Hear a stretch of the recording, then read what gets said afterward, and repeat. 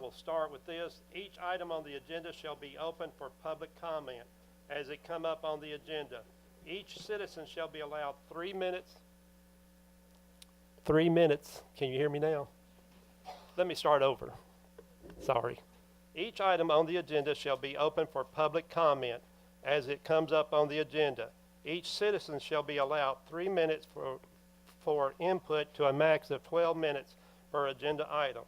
All council members must conduct themselves in a professional and respectful manner.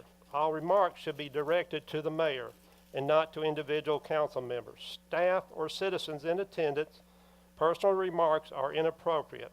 A council member is not allowed to speak at a meeting until he has been recognized by the mayor. All comments made by a council member shall address the motion that is being discussed. Derek, I'll turn it over to you now. Thank you, Mayor. I'll try to make this brief. To start with, I just got an email, and they have set their arrangements for the officer in Locust Grove who was killed in line of duty this past Friday. They're going to have a memorial service at Glen Haven Baptist Church in McDonald, East Lake Road, on Saturday morning at 11 a.m. So I will send anything else I get out. Obviously, we'll have officers there. I think our honor guard will probably be participating. But y'all just pray for that family, please. If you haven't heard, she had the wife had a little boy today, this afternoon. So everybody, they're healthy, and just a tough time for everybody. But just please pray for them. Glen Haven on East Lake Road, right across from Union Grove High School. Our app, our city app that we're working on for the phones, Ms. Pat, do you have that? We got the actual email, what it's going to look like. It's still on schedule for, that's the app. You should be able to do anything off your phone. It links directly into our website. So we're hoping to have that up and running in the next month or so. But they're working on it. We approved that today, so that should be going very soon. When I had meetings with the city council earlier this month, we showed them a computer program called Power DMS that we have at the police department. We reached out to that group, and they have lowered the user rate. We were paying $112.55 per user, and they lowered that to $54 per user. So what I'm asking the council for is just permission for me to purchase that out of the police department's budget to cover the rest of the year. They prorated it. It would only be $345.08. Then every employee and elected official would have access to Power DMS. So if y'all give me the nod on that, I will move forward with it. The money's we have the money in the budget. So, and if you don't, Power DMS, we can talk more about it later, but it is basically a software program for policies and procedures. It stores data. We use it at the police department for training. We do a lot of online training through it. It's just a great program that's kind of the up-and-coming wave, and this way we could do all the training. A lot of the sexual harassment, ethical trainings that we do as police department could be forwarded out to the city as a whole. They can store council minutes on it. I mean, it's just unlimited uses. So, I was in a meeting recently with Henry County, and they asked me to reach out to the council and citizens of Hamptons to encourage them to sign up for their reverse 911 system. It's called Code Red, and you can go to the Henry County 911 website. It's basically a reverse system. If there's a natural disaster, any kind of emergencies going on, you will get a reverse call from 911 if it's in your area. So it takes a few minutes to sign up. I encourage everybody to do that. It kind of gives you a heads up on things going on in this area. So again, it's called Code Red, and you can sign up at Henry County 911's website. A few updates on building projects. The old library is pretty much complete. They're coming in the morning to polish the floor in the foyer, and they're waiting on a sensor for the front door, and that building will be complete. So we've already used it for a couple of functions. So I guess just I'll wait on y'all's word. We need to sometime come up with a name for the building, or take the name totally off, or come up with something on that. And also what your desires to use the building for. So, but it is ready to go. The depot is pretty much complete. We're waiting on them to spray the insulation and the ceiling. They've pretty much completed our punch list. Once the insulation comes in, hopefully, they were supposed to be here a couple weeks ago, some technical things, so hopefully they'll be here this week. we have to come in and just repolish the floors and touch up some places on the floors, and the first phase of that will be complete. I will be trying to set a meeting with the building committee to talk about the second phase and see if that's something we want to move forward with. So hopefully we'll have it up going really soon. Phase 3 of McBrayer Park, all the CDBG documents have been signed finally. Everything's good to go. We're just waiting on weather. It is wet down there, so Mark, I saw Mark at the back, so I think everything's set to go on that, correct? So we're just waiting on it to dry up so they can get to work. The second feed of power from EMC is still on schedule. They've already got the pad ready out there, so they gave us the original June 1st as a completion date, so as far as we know, everything's still good on that. All the equipment's ordered, so we should have that up and running on June 1st, hopefully. The electrical department installed some LED security lights at the school for us this last week. We had a teacher behind the school got out of her car one morning, and the car accidentally ran over. So when our officers got there, it was pitch black dark back there, so the school had reached out to us and worked with John, and so they installed some LED light security lights in the back for them, and it really helped them out. They were very grateful.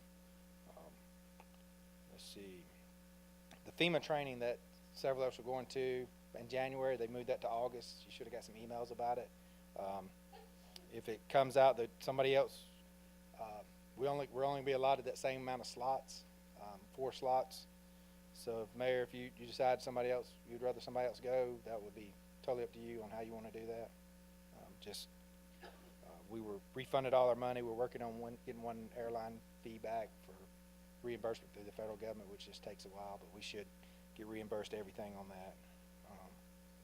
The road striping that was supposed to start a couple Fridays ago has been delayed because of weather, unfortunately, but it is still in the works. John, do you have any? It's just waiting on them to get caught up. Right. Still working with Tommy Brown at the Public Works. We're replacing a lot of the road signs in town. Some of them, they're just aged and sun dried, so that's a project we're just kind of slowly working on. East King and North Avenue sidewalks, they're just waiting on a notice to proceed from us, correct? And I'll get that to Mark tomorrow, and hopefully we'll get those 2 projects started. The RFP had already been done, the contract had been signed. It's just a matter of us doing this notice to proceed, and probably weather also, I imagine. But the West Main Street project, I've been asked a lot about it. Mark sent me an email earlier today. Basically, he's working to get some temporary construction easements, and once he gets that, he can start working on. Would you like to speak on that, or is that pretty much where we're at? Just once you get those temporary construction easements, we can kind of get going. Come on in, Mark, and have a seat. You're going to be well drilled tonight, so come on up front. Is there anything else you'd like to say on that, or is that? Yeah, I probably do talk a little bit about that. Okay, all right. All right, I'll do a couple other ones. North 40 Park North 40 Trails Phase 1 part, the RFP went out for bids, and the bid opening will be March 20th, 2018. That is most of all I have. You want to come on up, Mark, and talk about the West Main Street? Seems to be the biggest one. Any questions for me before I sit down? Fiber optic. The fiber optic, they pulled the conduit, and the fiber is there. It's just they have not hooked it to the building. They gave us the date of March the 1st to go online. March 21st? 23rd, March 23rd. So hopefully when that goes online, we should be able to live stream, and it's just really going to help the department, or the city departments and the police department, with the speed of our internet and also our security cameras through town. It will run all that, so hopefully. But they did do the construction. They ran it from one pole to the other, and now I guess we have to wait on another crew from Charter to come finish it up. So anything else? All right, Mark, I'll turn it over to you about West Main. I did want to update you real quickly on that. The West Main, I talked to John a little bit about it this morning, but you know, we've got some sidewalk going in on the homeowner's side, and also, of course, relocating the water line from under the road to the back side of the sidewalk. Going back through my cross sections on that, we've got a little bit of some fill area that's going to run right along the edge of the right of way.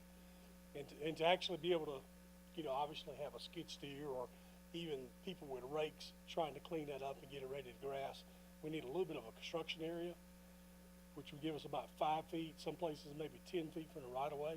It'd be a temporary construction easement only for the construction. And, so we need to get that and get that in place really before we start moving that water line. So that's what I want to read. The only other option would be to possibly move the water line up under the sidewalk, the new sidewalk. We prefer not to do that for future problems, but, so I'm gonna be working on getting those easements ready here in the next week or 2 weeks. As soon as we get those in place, we should be able to put it out for bid. Any other questions? Electric City of Georgia, discuss with Mayor and Council the monthly director's report. Would you come up and introduce yourself, please? And Mayor, to start with, I asked them to come today. We get these reports monthly, and they're very in-depth and detailed, and not the easiest for me to understand, so I just asked them to come and just give a brief overview of the report, just to maybe assist us in understanding what we're getting. So. Okay, thank you, sir.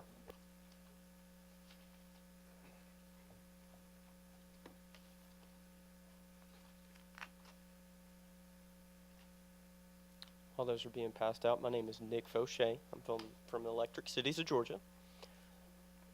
Thank y'all for so much, Mr. Mayor and Council, for having us down this evening. We appreciate the opportunity to come speak to you all this evening about these reports. So you're being handed out an electric report and a water sewer report this evening.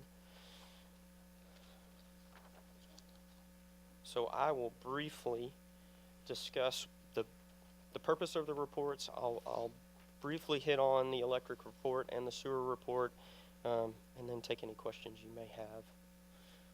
And feel free to stop me along the way if anything I say doesn't make sense. I am used to explaining things or talking technical jargon, so if I get a little too deep, let me know and I'll stop and explain. So this report is supposed to serve as a layperson's insight into the financial reports and the consumption reports that come out each month that we get from the city staff. There's supposed to be a monthly snapshot so that any issues that can arise from either consumption or billing can be dealt with in a very timely fashion. And they're there to help you track your yearly progress and to make sure you're staying current with the budget and allow you the opportunity to compare how you did in the previous year. Any questions so far? Okay, great. So the first report that you were provided was actually there's two. There's going to be a 7-page report and then a 10-page report. We're going to start with a 7-page report, and this is the electric report. And in order to compile this report, we get a monthly financial report from the city staff. We get the consumption reports from the city staff. We're also provided the Central Georgia EMC bill, the SEPA bill, and then we compile this report. I won't dig too deep into the numbers tonight with you all. Just want to hit on a few things that you may want to look at. Key figures on the first page, definitely the 12-month line loss. We like to see that between 2 and 5%. Another key thing to look at is the margin if you look at FY 2018 and then look down in the yellow box, you'll see a margin for the department for the year to date. That's another key figure that we want to keep track of. Any questions? No? Okay. Moving on to the next page, we've got a retail sales report, and this just gives us a high-level overview of how many customers are being served by the electric utility. We see monthly breakdowns by residential, commercial, and city classes. We can also see how many kilowatt hours were sold to each class, as well as how much revenue each class brought in. below each subsection, we've got year-to-year figures, which represent the month this year versus the month last year, so we can see any changes. This is a good place to pick up on if there are any issues that need to be addressed. If anything is, if the year-over-year change is really high or really low, that may be something we want to look at. If the kWh or the kilowatt hours and the revenue are opposite, in other words, if the percentages are, one percentage is negative and one percentage is very positive, that may be something we want to address as well. That doesn't tend to be something that tends to be some kind of error somewhere in the system. Any questions on that page? No? Okay. One question. Yes, sir. So if I'm looking at December 2017, under the customer count, total customer count that we served is 2,240. Yes, sir. That's correct. My question was, if we look on this report on under December 2017, I want to make sure that the total number of customers served by us, as far as electricity goes, is 2,240. Yes, sir. That's correct. All right. Any other questions? Okay.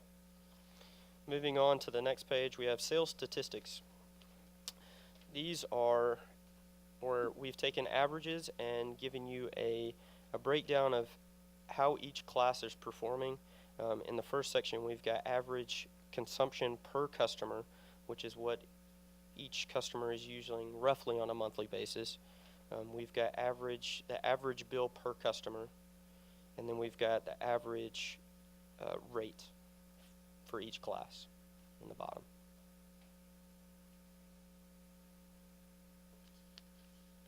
Any questions on any of that?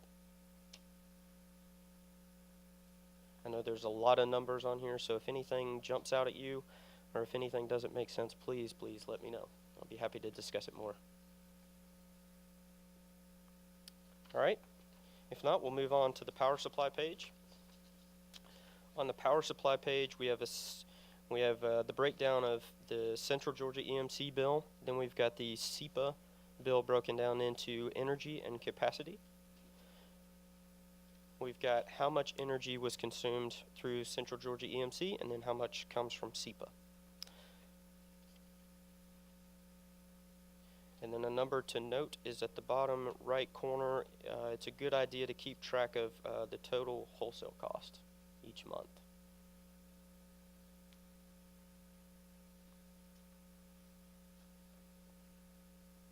Any questions on that page? What does SEPA stand for? Southeastern Power Authority, and it's basically your hydropower. Any other questions? All right. Next, we'll move on to the revenue page, page 6. In this page, we're taking the financials that we received from the city, and we are condensing them down so that hopefully they're in a more readable format for you all to look at. We've got sales, we've got revenue from security lights, we've got other revenues which consist of connections, street light reimbursement, and reimbursement from the electric department.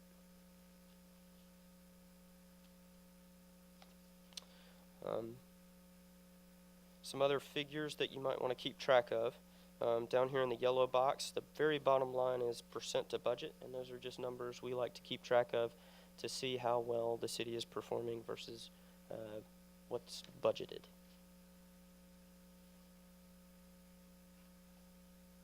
Any questions on that page? So I see here that we are at 100.66% to budget. So what's a range, a good range to be in, plus or minus what? So that's actually fiscal year 2017, which was the previous year. We like to, that depends. I'll say that way. In a lot of instances, some things will look a little short, but you will do a lot of catch up. And if you're below budget, you'll catch up a lot in the summer months. Right, okay. Yes, sir. All right, thanks. Any other questions on that page? Okay, I'll move on to expenses.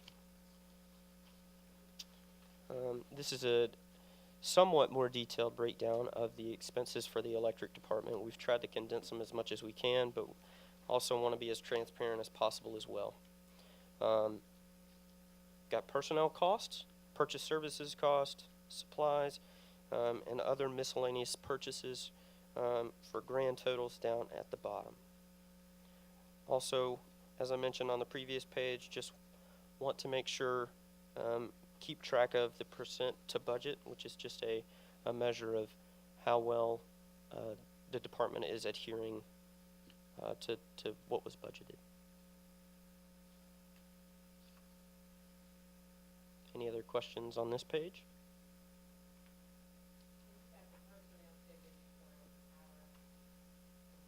Yes, ma'am. That comes from the financials were provided. Yes, ma'am.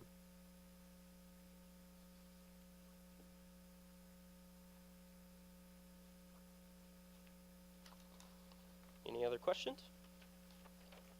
Okay. There was also a water sewer report provided, and that is a 10-page. It's going to look very similar to the previous report, and I would be more than happy to go over the report if you all would like me to. You have about 9 minutes, and then we'll go to the council meeting. Okay, I can breeze through this because it is this exact same thing. First page is going to look very similar. Again, we want to keep track of the 12-month losses. We want to look at the margins and just compare those numbers, the margin number to the budget number, just to keep track.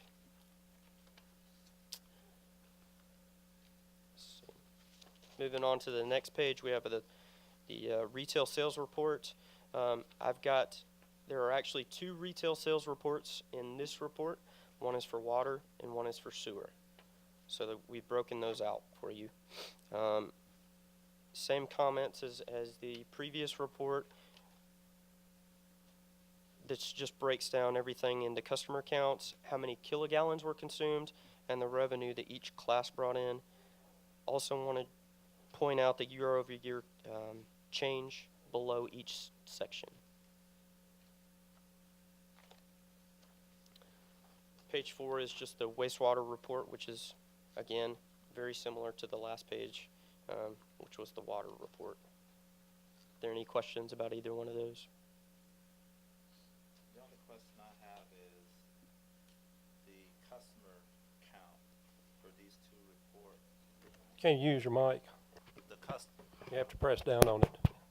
The customer report for both, the customer numbers or the customer count for both of these report, water and sewer. If you look at any given month, the numbers aren't the same.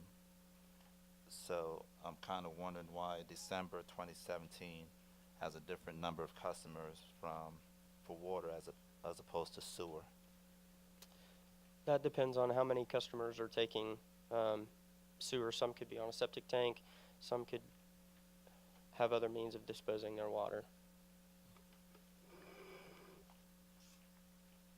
Any other questions?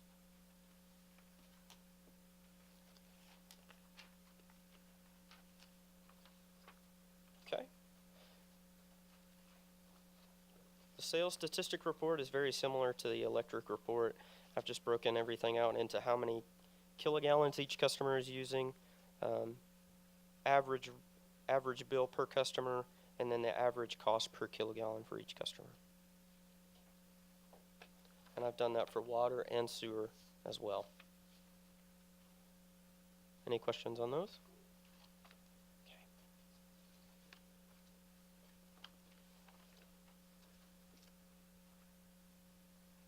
Moving on, we'll look quickly at sales, the revenue page. I've broken everything out by water and sewer so you can see what the water department brings in each month and what the sewer department brings in each month.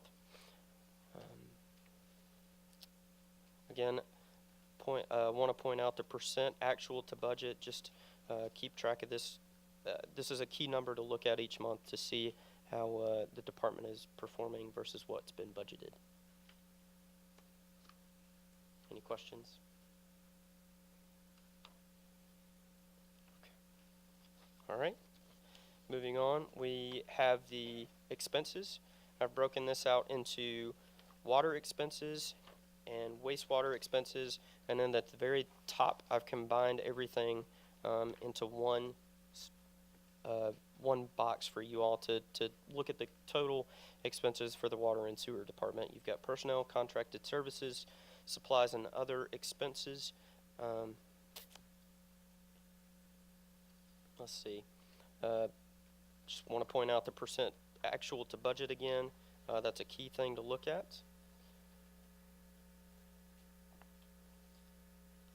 And there are total expenses for the water and the sewer department highlighted in yellow on the following pages. Are there any other questions?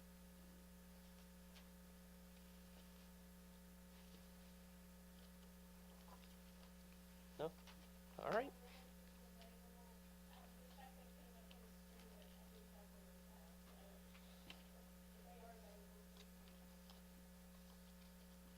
Thank y'all for your time. Thank you, sir. Thank you. Do I have any committees update?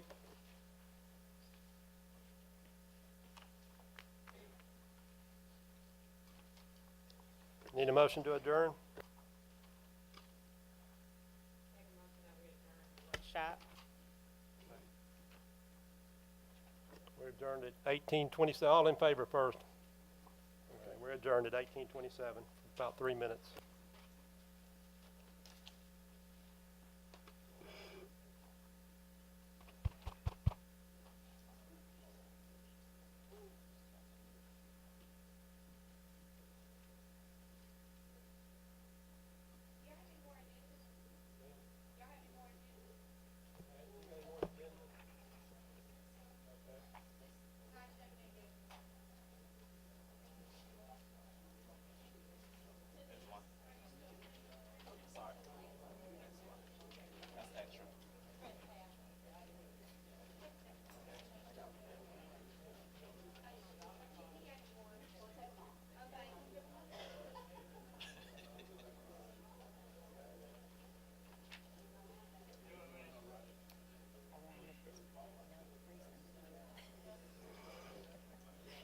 I guess whatever it's up to. I guess it keeps. I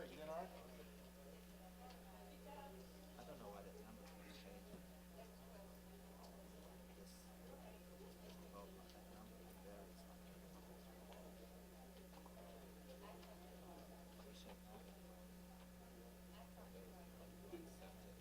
I think it's 100 from what the one report said, in the right book. Where was that? Was it? Okay, so the water was 2124 residential. And then, where's the wastewater first?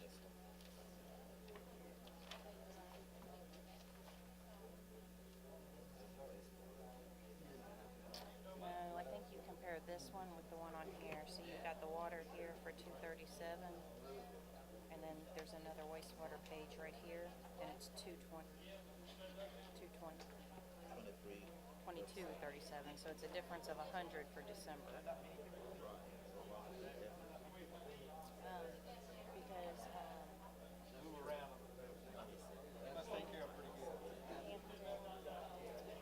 I don't, when you cross 20 to Hampton, is that the one you cross 20 and they're put on the left? They do not have septic tanks. I mean, they do not use our septic. They have septic tanks. Turn left, that neighborhood there. They don't use our city sewer. Yeah, y'all, that's right, Lake Hampton. So, I don't know if they have 100 houses.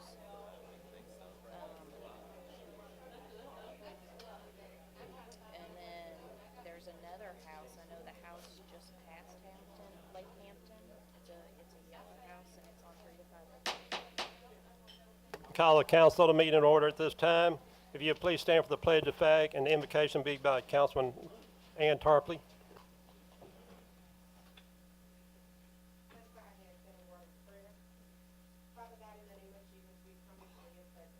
thanking you for another day, another opportunity to serve, oh God. Lord, we pray and ask that you look out over our community and you bless each and every person that's represented here today, oh God. Lord, that they will find favor in your sight, that we each will find favor. God, we lift up a special prayer for the Maddox family tonight. Lord, we pray and ask that you would touch that family and be with them and comfort them in their time of bereavement, oh God. Lord, we're praying and asking that you would touch the newborn baby, that everything will be all right as you have declared, oh God. Lord, we just thank you, we just praise you, we just magnify you. We pray that you go with our officers on every stop, every time they have to encounter, that you would make sure, God, that they make it home safe, oh God. Lord, we just love you, we praise you, we magnify you. In Jesus' name we do pray. Let everybody pray.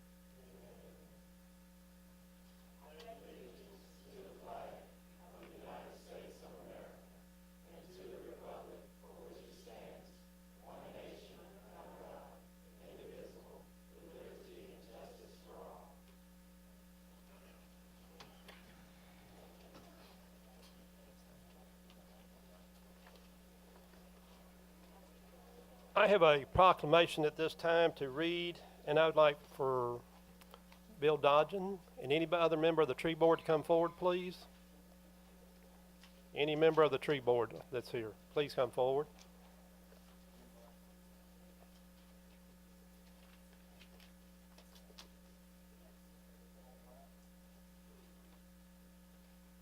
I'm going to step down, but I'm going to stand at the podium over there.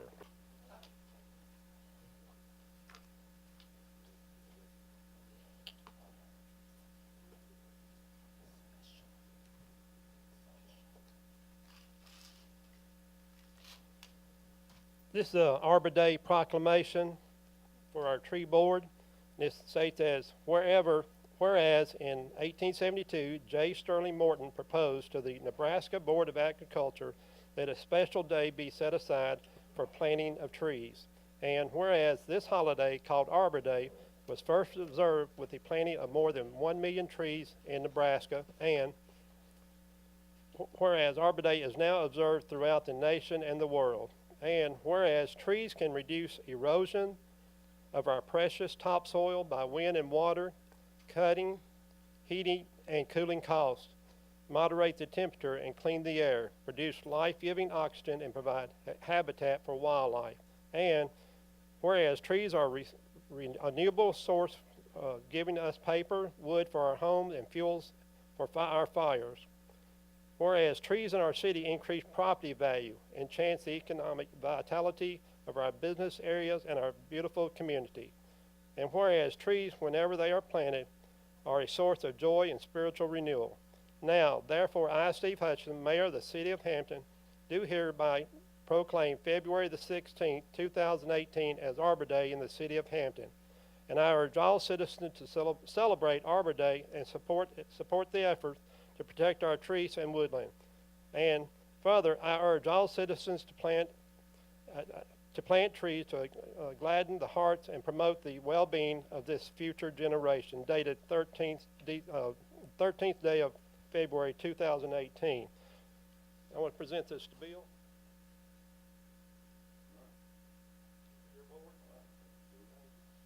Also, I want to make a note here that was given to me. Just wanted to make sure the mayor will read the Arbor Day proclamation February 13th. Also, I did an email to the Hampton Tree Board for the tree recertification. Hampton has been awarded the tree recertification to the City of Hampton. Let's give these, they do a great job for us.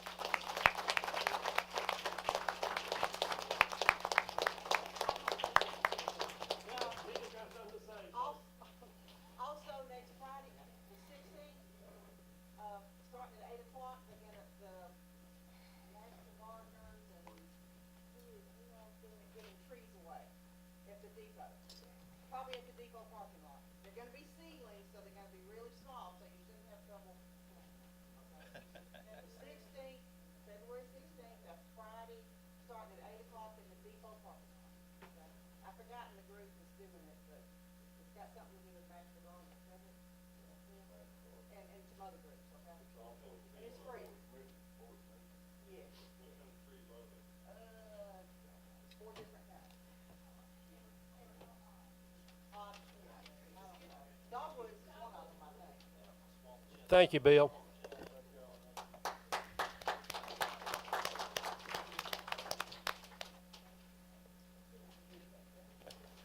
Moving forward, approval of minutes, take them in order. Workshop / council meeting, January the 9th, 2018.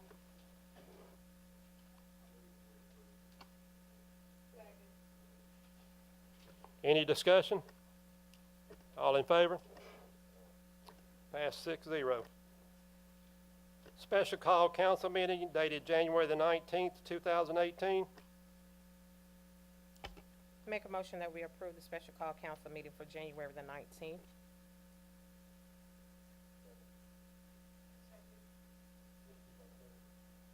Any discussion?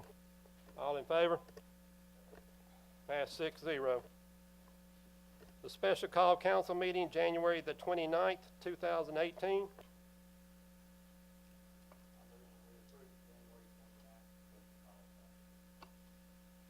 I second. Any discussion? All in favor?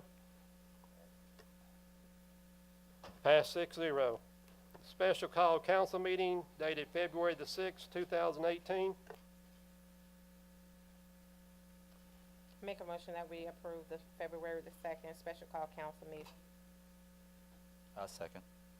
Any discussion? All in favor? Passed 6-0. Have an invited guest, Mr. Corky Welch, come on up, and he's also a council person from Smyrna, so if you're ever in Smyrna, take him one of their meetings. Thank you, Mr. Mayor. Y'all may have longer meetings than we do sometimes. My name is Charles Welch, and Mayor got it right, though. Everybody calls me Corky. And for many of you, I've met tonight. Several of you I've met over the years, and I became reacquainted this evening with Mr. Hartley. I think we met a year ago in Savannah. But I was asked tonight to come and talk to you a little bit about the well program that the city has. I'm going to give you a little bit of background, and then I'm going to talk a little bit about the benefits of the wells, and then just kind of the brass tacks of it is there's never a guarantee when we go out to drill a well. But roughly 3 years ago, the city contracted with a gentleman or geologist by the name of Bob Atkins to come in and site several wells that he felt like were good locations to drill. I believe, John, correct me if I'm wrong, I believe we picked out 6 sites. And just because we picked out 6 sites doesn't mean that we were able to get 6 locations to drill. We went in and worked on the sites from the property owners. What we did was we wanted an option to drill the well, and if the well came in, we had an option to buy the property. We have drilled one of those sites within the last 2 years. Unfortunately, I think we got 1-2 gallons a minute. It was essentially a dry hole. We have a second one on the that's one of Bob's top sites that we have acquired the right to drill. But to give you a little bit of background on wells, the city gets roughly 10-15% of their water through the wells.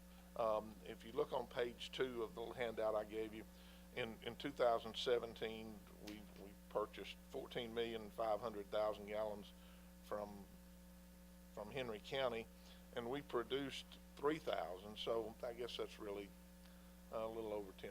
It's like 15% of what we get.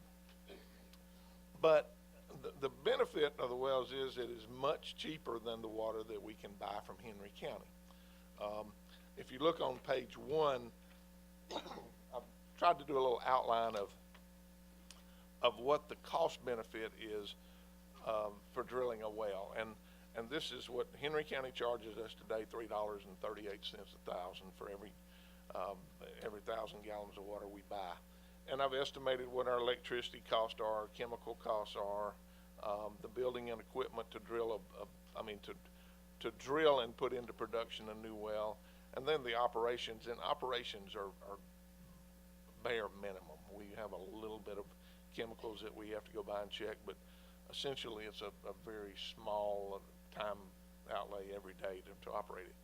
So the cost for us to operate really is $1.55, and I really feel like that's high, but that includes debt service.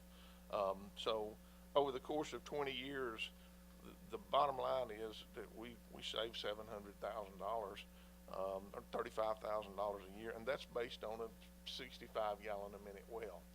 This is not, again, it's not a typical well like you would go and drill in your backyard. We don't just go and drill the well and put it in production. We have to go through a very rigorous set of state standards. You have to get permission to drill it from EPD.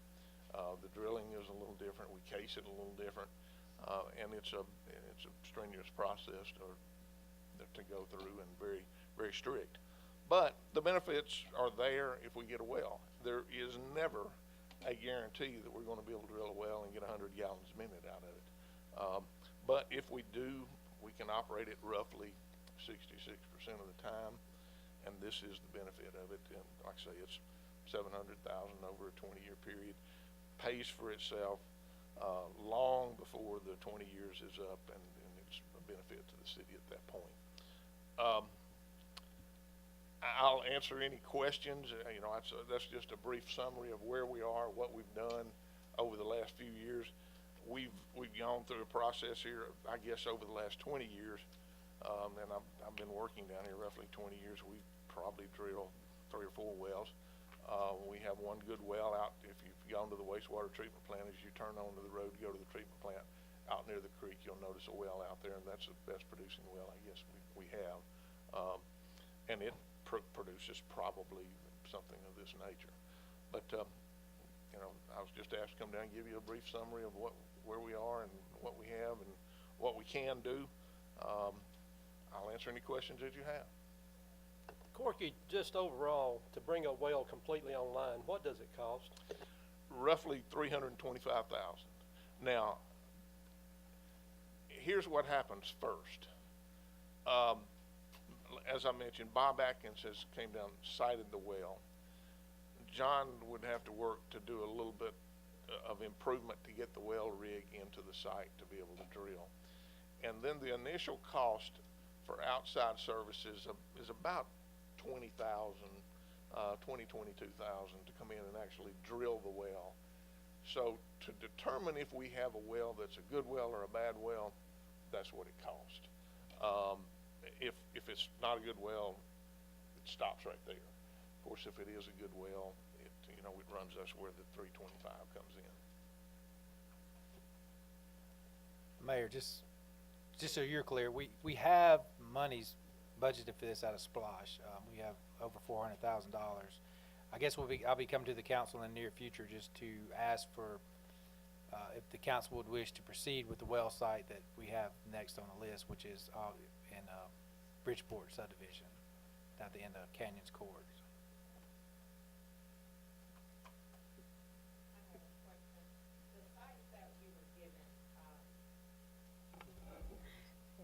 The sites that you were given, are we going in order as to what the geologist felt like was the best chances? We're going in the order of the best chance based on the sites that we were able to obtain.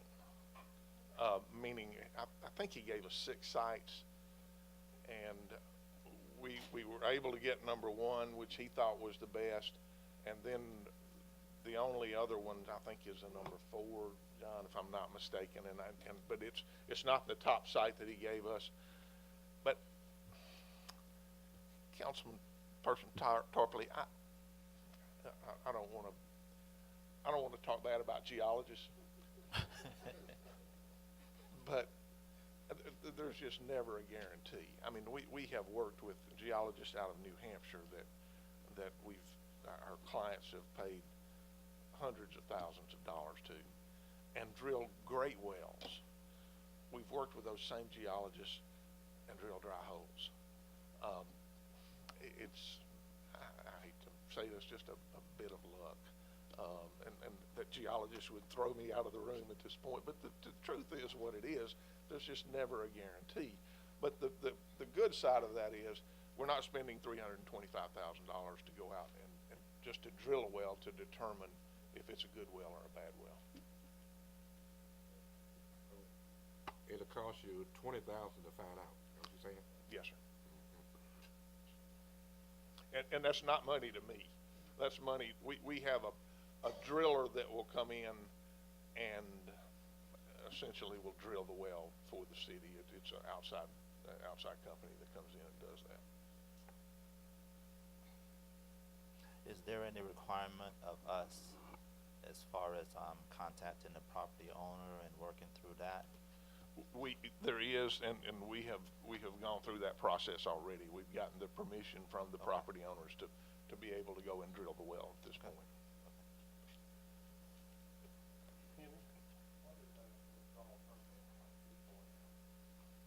How many gallons per day? Caught me a little off guard, but it's well above what we have. The last 300, we have permission to essentially withdraw 300 gallons a day. The last time we started this process, we reapplied for the city and took it well above what it was, hoping that we would get some additional wells at that point. Any more questions? Thank you, sir. Thank you all very much. If Hang y'all on. don't mind, I I'm think going to Ms. excuse Andrews- myself. Oh, I'm No, sorry. I'm good. I want to ask John a question. I'm going to Okay. excuse myself and go back to Smyrna.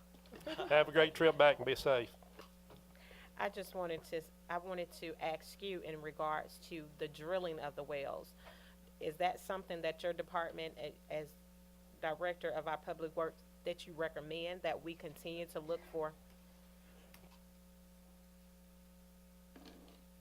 I think if we had wells to be self-sufficient, it'd be a great benefit to the city if we could cut down buying.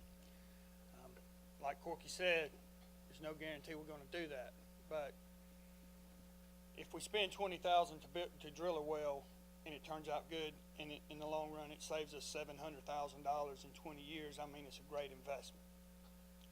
The $20,000, if it doesn't get, Of those 6 wells that were approved, we've got one that we've done already. we drilled one well, it did not turn out. So we have 5 more chances based on that geology suggestion. We have some more chances, yes. So it's gonna be up to the council to say, we wanna take this chance and gamble, well, I wouldn't say gamble, but take this chance and get the, and to get the well. But you know, if we don't, of course, we're out $20,000 or whatever it may cost, but if it hits good, then it's a great investment. So it's a decision that the council, mayor and the council need to make. Are we gonna take this money and try to do this? So. Any more questions? Okay. Moving on. Public comments. Shane Cinnamon? Shane, are you here?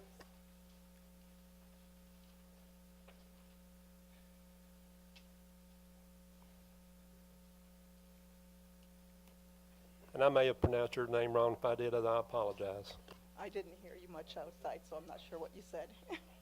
That's Ms. Pamela. I'm sorry? I said Shane. Duchesne. 136 Madison Drive. Is that, are you Shane or Pamela? Did you say Shane or Duchesne? I said Shane. Oh, sorry, no.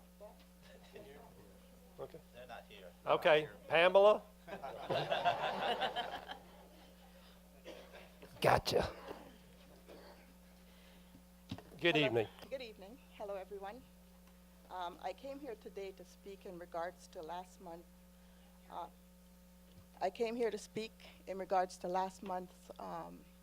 Mr. Turner's nominee for an ethics committee, his nominee. This nominee lives in my community with me. I just came to say that I have, as a resident of the city, I have concerns with this person's ethics. This person lives in my community.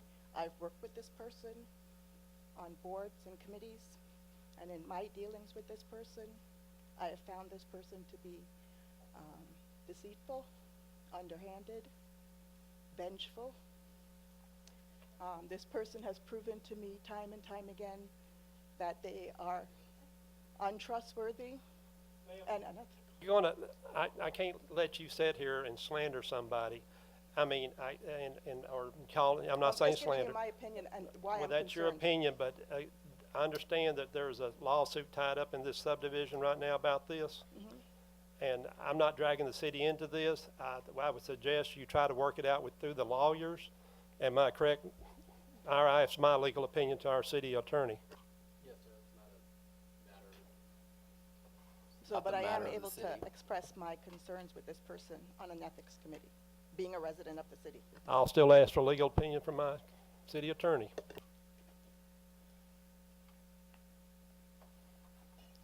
I would have to look more to the ordinances, but just offhand, again, the comments I don't believe are appropriate in this setting. Thank you, ma'am. Okay, thank you. Moving on, Darrell Gore.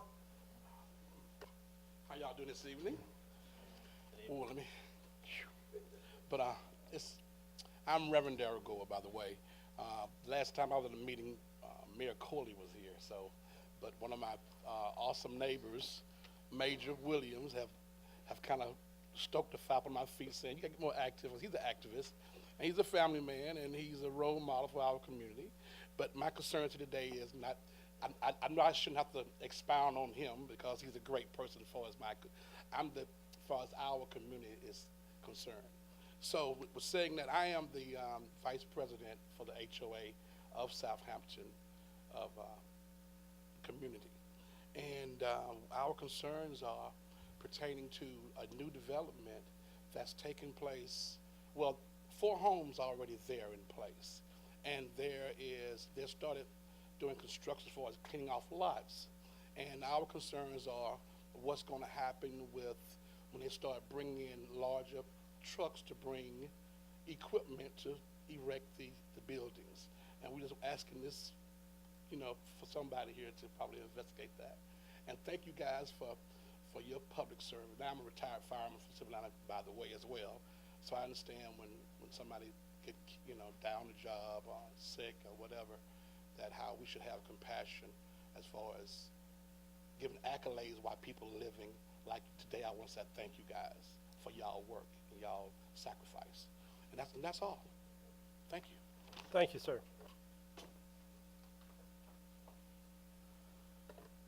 Freeman, Ms. Freeman?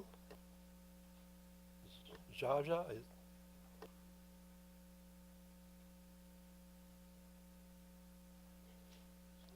Fox, Miss Fox, Mr. Fox. Come on, Mr. Fox. I'm sorry. I'm surprised my wife's name ain't over here. Well, good evening, council members, mayor. I am Jimmy Fox. I'm also a member of Southampton Subdivision. On this evening, I just come to talk to you all about, I'm glad there was somebody here talking about the water, because for some reason it seems like in our subdivision, people are paying an exorbitant amount of money monthly for a water bill, some $150, $300. And I'm just trying to figure out, I know when I first moved in the community in 2010, they said that we were going to be paying about 10 years for this new water facility and everything. And I think it's been over 10 years. So I'm trying to figure out, first of all, how much longer will we be paying these double fees, triple fees for our water? Because I find it hard that somebody would have to pay $300 a month for water, especially when somebody just said it's like $3.38 per 1,000 gallons. So, it doesn't add up to me. So I'm really just trying to get some information on when will we be finished paying for this? When can we expect to see our water bills go down? About 3 minutes over? Wow. It was over before it started. I will answer, and Pat, correct me if I'm wrong on this, July of 2028 is when that July debt of will be. 2028. Well, I believe is that correct? It will be paid off, It will be paid off. July of 2028. Okay, so my next question would be, since I know that I've talked to people who live outside of our subdivision, and their water bills seem to be, their rates or whatever appear to be lower than ours. Okay, your time has been.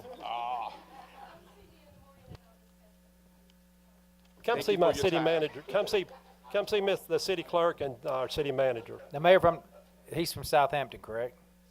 Southampton. So they're on our system, we just buy the water from, okay.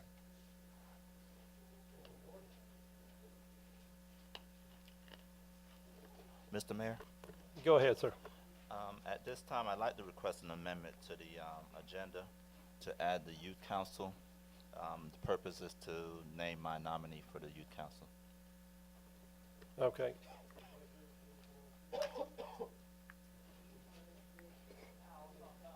Mr. Brown, you're the only one that didn't appoint somebody. Okay, we'll Correct. add, do I have a second on that? Second. All in favor? Pass 6-0, and we'll add you at the very last item on the agenda. Right, thank you. No old business, we'll move on to new business. Council to appoint on a... No, come on. You didn't come on up.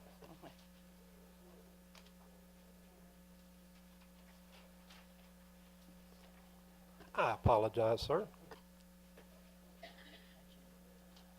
Arlie Loeb, 171 Lake Hampton Drive. One of the items on this really kind of gives me a little bit of heartburn. Back in 2004, there were certain changes that were made to the rules of order and to ordinances. At that time, the public comment session was the absolute last item on the agenda. So all business had been already transacted by the city council before there came a time for public comment. The council that took office in January of 2004 changed that to put public comment at the beginning. In an effort to give the citizens more input and more of a voice in how the city is run, Section 2.35 of Ordinance 409, I believe, was amended to allow citizens to have a voice and input on each item on the agenda as it comes up. I noticed that on the agenda for today is a discussion of having the public comment be the only time that citizens get to speak. And I think that's wrong. That's flying in the face of transparency of government, and you're basically shutting down the voice of the citizens of Hampton, and I'd like to see you rethink it. Thank you. Thank you. Any more public comments? Dawn?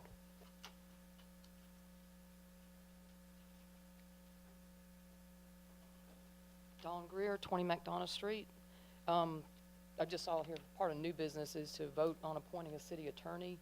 I'm not sure if this is just a regular appointment or if there are plans to get a new attorney. But I just would like to say I think it would benefit the city to retain the current council based on the fact of continuity.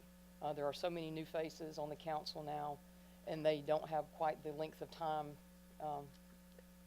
in leadership here. And the city attorney that we currently have has quite a few years of history and of our ordinances and things that would be very beneficial, things that could be for good advice, sound decision making. I think in alluding also to transparency, I think it would be good to know if there are reasons that they are not being considered to be reappointed, so that we all would have an understanding of what those reasons might be, to make sure that that we could all understand that. Thank you. Thank you. Mr. Hearn?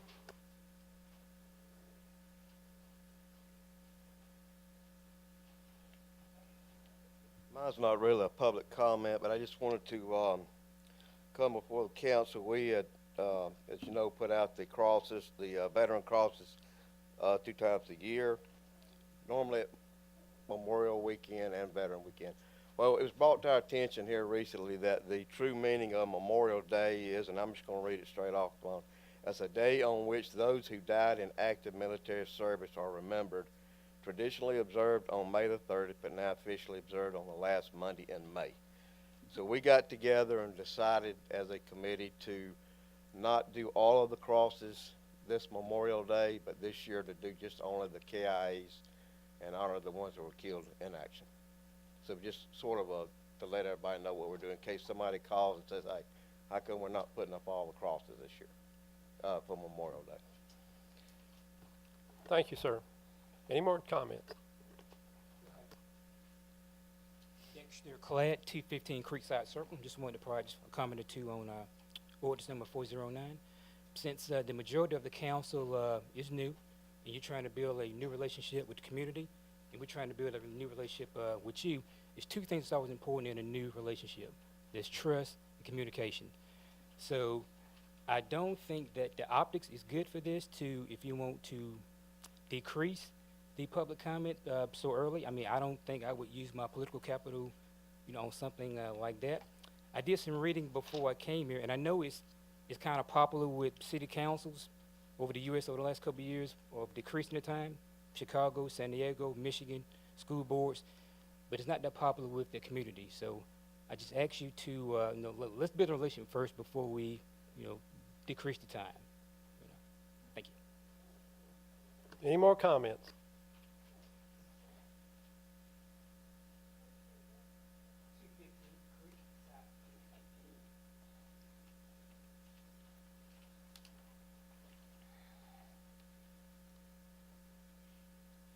Debbie Palmer, 145 Hampton Oaks Drive. Hampton, beautiful Hampton, Georgia. Let's not forget beautiful. We've had a lot of talk and things on the teen council, but we've yet to even get together.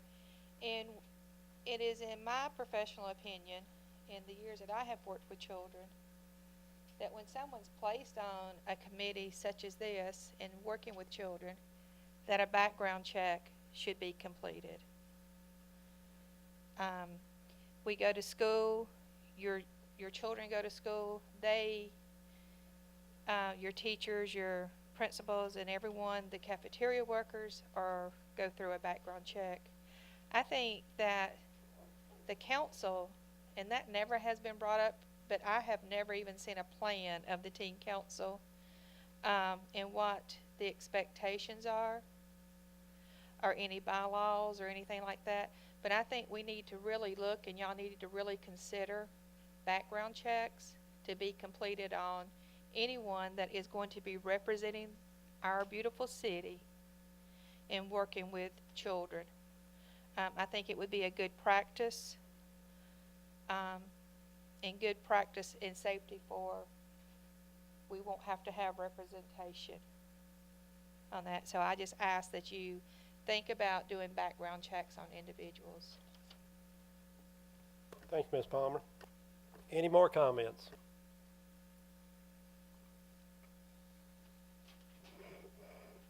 Okay, moving on. New business. Council to vote on appointing a city attorney.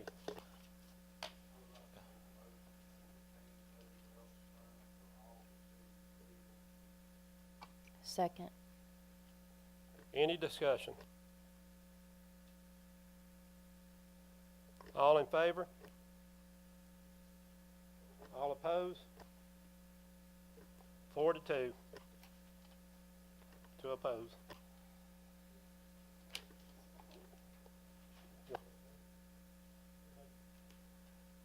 Mr. Mayor, I'd like to make a motion to withdraw the law firm of Smith, Welch, Webb, and White as city attorney and solicitor, and appoint L.F. Barnes Law, LLC as a city attorney and solicitor effective today. Ladies and gentlemen, please, he'll repeat it. Mr. Mayor, I would like to make a motion to withdraw the law firm of Smith, Welch, Webb, and White as city attorney and solicitor, and appoint L.F. Barnes Law, LLC as city attorney and solicitor effective today. Okay, have a motion and a second. Any discussion? Go ahead, Mr. Byrd.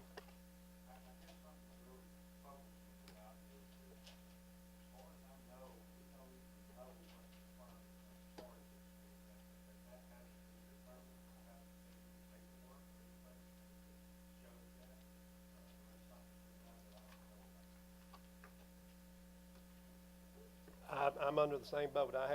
I know we interviewed, but I haven't seen no paperwork on anything. Well, I know nothing either.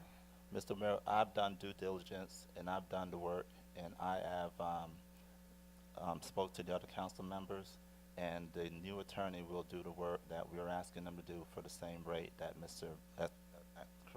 for $55,000. I do. Additionally, Mr. Mayor, I'm not sure if we've ever had a council where we'd have to explain why we're making a decision. Well, the citizens, I mean, we're talking about taxpayer, I understand that. we're talking about taxpayer dollars here, and I understand we, that. I mean, they have the right to know if we're increasing our I mean, if this is going to increase, we're going to have to do a budget amendment, or what? No, I I mean- understand the cost aspect of it. I'm kind of leery about, I haven't seen in my research where we've ever had anything documented as an explanation why an attorney has been released from service. Well, I can only speak for myself, and I've been here for 13 years, and we have not released the firm in the 13 years I've been here. And I'm kind of surprised at this tonight. I mean, y'all know how I feel. Every one of you know how I feel. And I just think it's totally wrong. If you want to speak, come to the mic.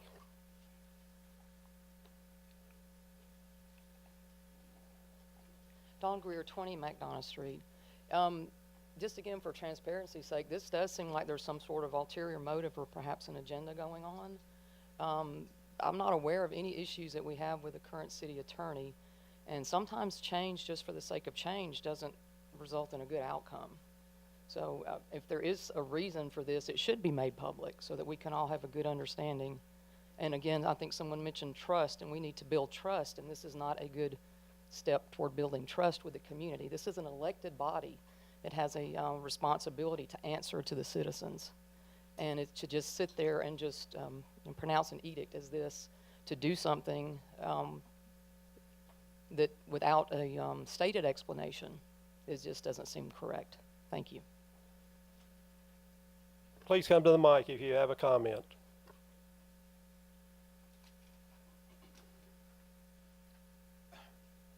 Hi, my name is Isaac Watson, Cobblestone, 1128 Watercourse Way. I agree with her. Change just for the sake of changing is not necessarily good. But to stay in one position is also not necessarily good. Elections have consequences. We have a council here. They've made a motion. They've got a second. I just want to know where we have a vote. I'm waiting on your public comments, and I'll proceed on with it. Any more comments on this? We have a motion and a second. Come on, Charlie.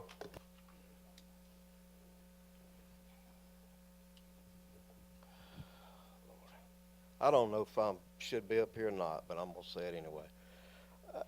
I'm of the same belief as some of these other people in this room that we've got brand new bunch of guys up here and gals that have not even got their feet wet yet, and we're determined that we're going to make a lot of major changes in the city.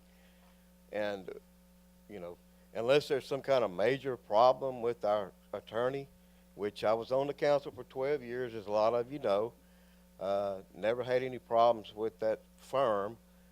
And, you know, I would hate to see us or y'all make a decision based off of, you know, just changed for change. I mean, I don't understand that at all. You know, like I said, I don't know if there was a problem with the current attorneys. They've always done a good job. Is anybody, you know, as Buddy Welch stood here and said, we're none of us perfect. We make mistakes, and, you know, I don't know what the reasoning, I'd like to know what the reasoning behind getting rid of an attorney who knows our city codes, knows our ordinances, knows our charter, knows everything to do with Henry County when we have to deal with the county people, and we're going to go outside and get a firm that's not familiar with Hampton or, you know, anything to do with Hampton. And I just don't understand how that makes good sense. And normally we would get, if we were going to look for this type of thing, you would put it out to open, you know, put it out to the public and say, hey, we're looking for an attorney. If you're interested, come in and give us a price, you know, give us your rates, give us, you know, your experience or whatever. We're looking for a new attorney. But it seems like, you know, one person has said he's went out and got this person and got all the information about this person, and none of the rest of you even knew what was going on, it doesn't sound like. So, I mean, that just, really, to me, is not the way to do it. Thank you, Charlie. I'll respond to that. Charlie, we did have interviews, and we did, and that time, this is why we put it off till tonight to have this discussion. Ms. Palmer? Hey, good evening. You know, a lot of it, and I think in a council meeting, I think it was December, if I'm correct. I could be wrong. You all took a vote whether you was going to support the makings of the new Eagles Landing community city. For the reasoning that they are wanting their own city is because they're tired of Stockbridge. They're tired of how their council has embarrassed the city and carried on. That is exactly what can happen here in Hampton. You can make these changes and you can vote on it, and we can split it here and somewhere along the way draw our lines and have us and build us another city and split even more money and even take more money out of your money that you get to run your city, and then you'll find it dwindles down and you have no money to run and operate your city and your community in the fashion that we've seen it. So I suggest if you do that, I'd like to get a committee and let's see about making our own town. We can start our own. We can go and do just like, and get some representatives and do just like the city of Eagles Landing. But that's exactly why Eagles Landing.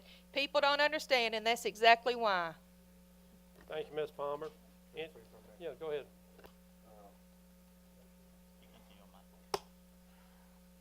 We're not here just to make changes. If we make a change, we see a need to make the change. We got some misleading information from our attorney, the reason why we're making these changes.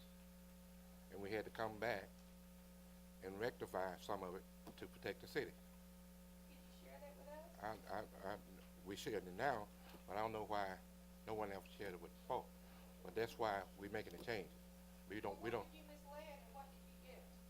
First of all, when Ms. Mary Ann ran for election, we asked the attorney to give us a legal status on whether she should come back and be seated or not. They gave us the wrong information, and it was illegal, so we had to come back and rectify the problem. We called a special meeting for it, to protect the city. There was just one incident. Another incident, it was involving the attorney making a decision to interpret the policy to us, and he chose not to. He chose to issue it out to someone else to make an opinion, when all we asked him to do was just interpret the policy. That's all we need. Didn't care which way it went. So when you do that, then we lose trust in you. So when we lose the trust, then it's no other alternative but to get someone we can trust. So if you do that, we have no choice, and that's why we're making the decision. We talk about trust here in your voting of the election, but really, were all of the votes that you acquired legal? I'd like to know that. Were they all legal? Okay, we're here to talk about, this is not on the agenda, talking about elections. We're here to talk about lawyers. If you want to talk about lawyers, then I'm willing to listen to you. Anything else, I ain't got time for right now. We don't have time to lose Buddy Welch either. The city don't have time to lose. You gonna need it. Good afternoon, 102 Madison. Ms. Palmer, please. My name is Sandra Jordan, and I reside at 102 Madison in Southampton. The city attorney decision is a big decision, and it shouldn't be made on emotions. It should be made on the fact that they have the credentials, that they have the experience, because they will be representing the city. And sometimes fresh eyes are good, and sometimes experience is good. And so we have to allow the council to make the best decision for the city, okay? And that's all it is. Thank you. Any more comments? Come forward, please. Give us name, address, and talk away. Don Landis, 58 West King Road. I've been in the community here for about 30 years, and I've served on the zoning commission at times. It's been a good experience. I think it would be a good idea, just a suggestion, if you all would discuss this a little more between yourselves and try to, so everybody has a good understanding of it before a vote is taken. I think we all need to work together as a community. And this is not a time to be fighting each other. If the city council has that experience that says that this attorney we have has not acted appropriately, then they need to take some action. And hopefully that's not done just on a whim. And it should be done reasonably and intelligently and in the best interest of all concerned. And I'm sure you all have taken an oath to take care of the city and do the best you can for all of us. So that's what ought to be done. And so that's my advice and suggestion. Thank you, sir. Any more comments? Go ahead, sir. Go ahead.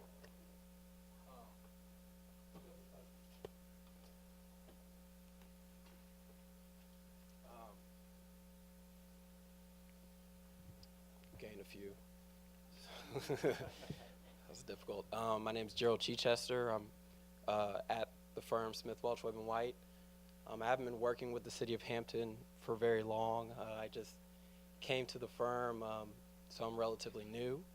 But I do know the sentiments of the firm and how much Hampton means to the firm, how much Hampton means to Buddy and Andy and all of them. But in that same breath, I do respect the city of Hampton. I respect your charter, and I respect the process. That's the reason why we have it implemented. But I do want to thank you personally for the opportunity and your consideration. Thank you. Thank you, sir. Any more comments? Okay, I have a motion and a second. Is there any more discussion among council members? All in favor? All opposed? Pass 4-2.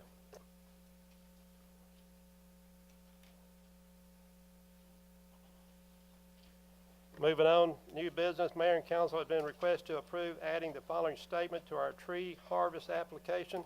Application for tree harvest permits will require erosion control measure in place, authorizing city designees or city engineers shall inspect logging operation sites upon request. Streams and creeks as well as the city roadway must be protected. Mark, I've been told you want to address this.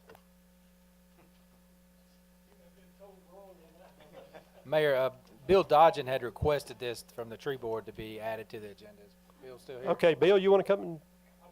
Yeah. Wanda, is Wanda here? Wanda, come on up a minute. You may want to come with her, Bill.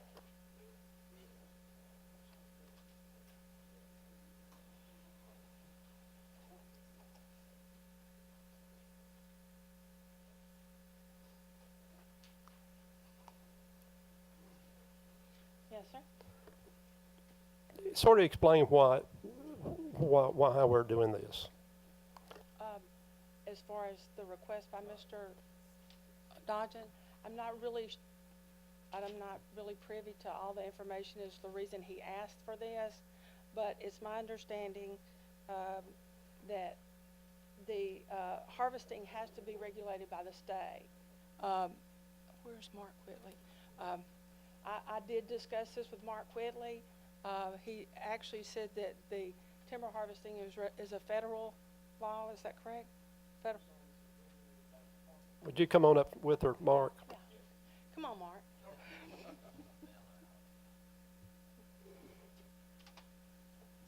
Timber harvest is regulated by the Department of Forestry. As long as it's a timber harvesting activity. Once and that's clipping the trees, hauling them off. Once you get into the situation where you're stumping, then it becomes a land disturbance permit or land disturbance activity regulated by the actual erosion control and under EPD. And that is controlled by the city of Hampton. So this falls under federal and state? It does. Well, actually, Department of Forestry, I guess that would be more of a federal agency there that controls that. Once it becomes a land disturbance activity, that falls under the state agency and the city of Hampton. Okay, any more questions from the council? I have a question. Yes. I might need to ask Mr. Bill, but, so, according to what we have here, they're asking us to put a statement on the application. What,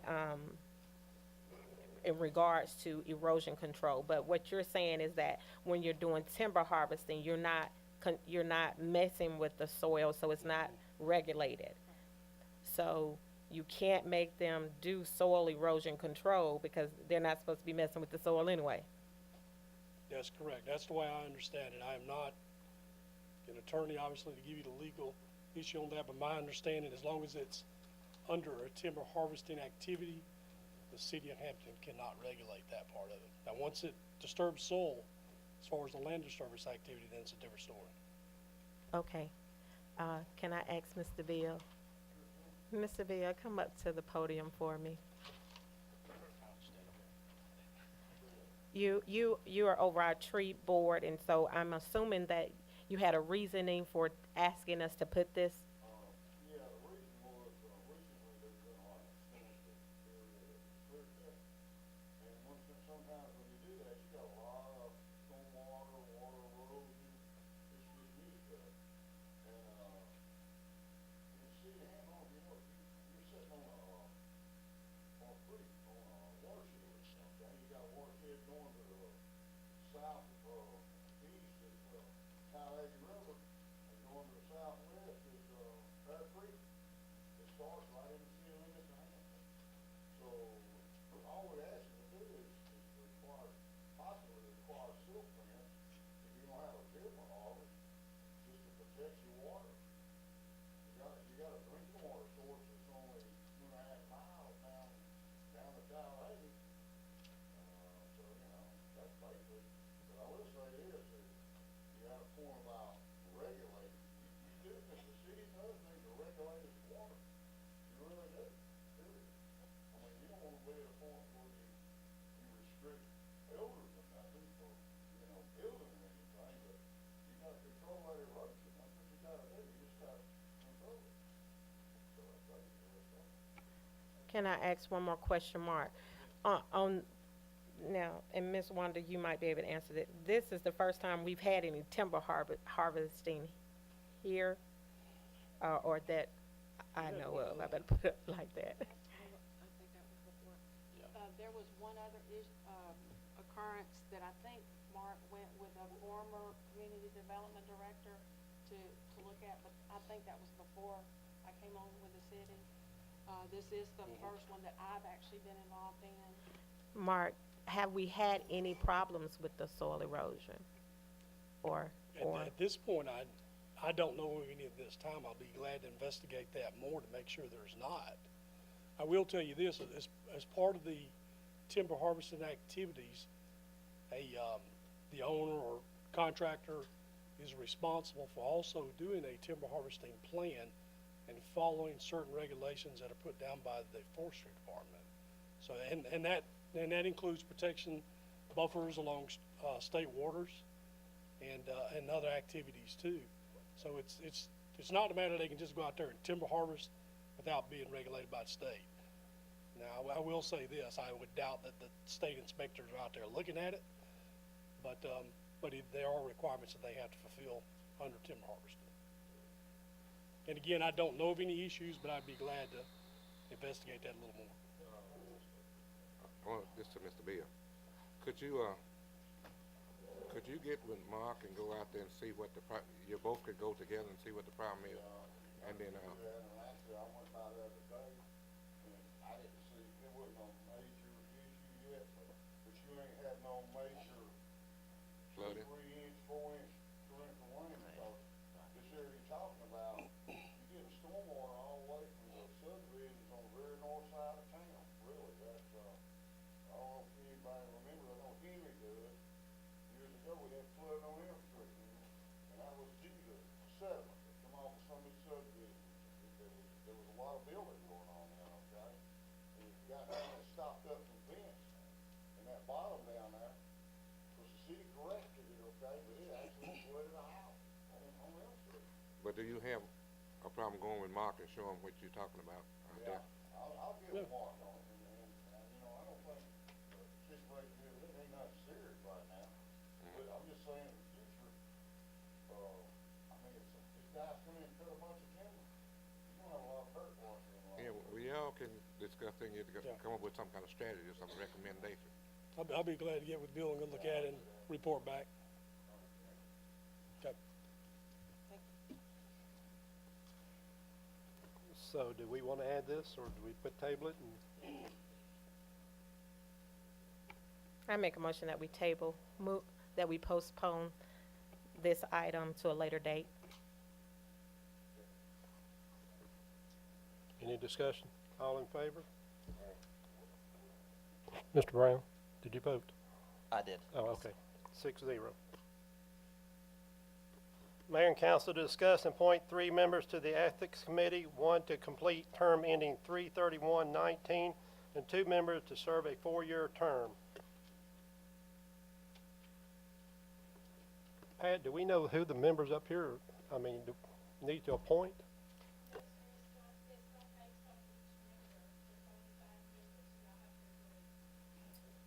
Are there any members on the board that will not be coming off? Well, you said you got 1 here for 3/31/19 and 2 to serve a 3-year term. What about the other 2? The other one? Oh, okay. Okay. Henry, I'll start with you. Bud Smith. Mr. Mitchell? Bud Smith. Ann? Okay. For the mayor, Ray Allman.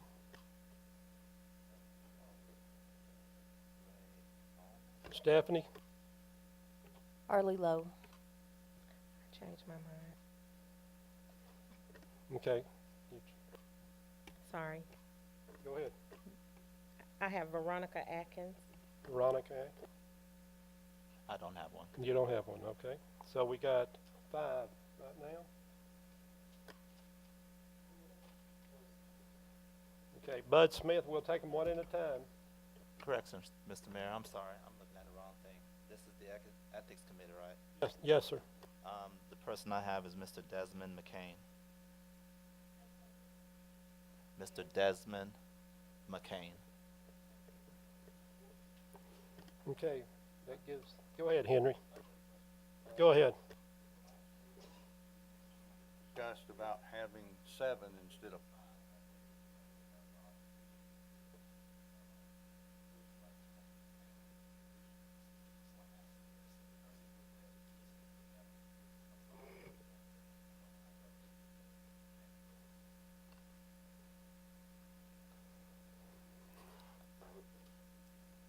I'll look at my city attorney right now until you leave. If you'd like to change the ordinance, you would have to do so by ordinance as a city council, not unilaterally. But Scott did look that section up, and it was permissible that 7 is appropriate. But you still do have to change the ordinance. We'd still have to change the ordinance from 5 to 7. Yes, sir. And Scott did say it was okay to go with 7. Yes, sir.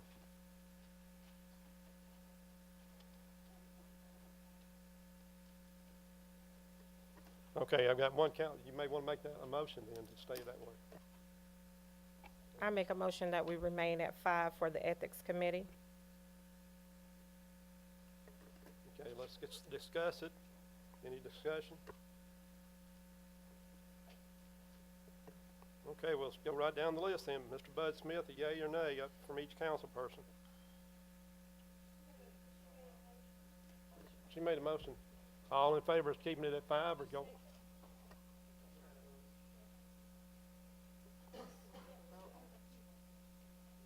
Right. Okay, I need a motion. First and a second we have to keep it at 5. All in favor of doing that? All opposed? Passed 4-2. It at 5. Henry, start with you. Bud Smith. All in favor of Bud Smith? All opposed? Okay, 5-1. Mr. Smith's on there.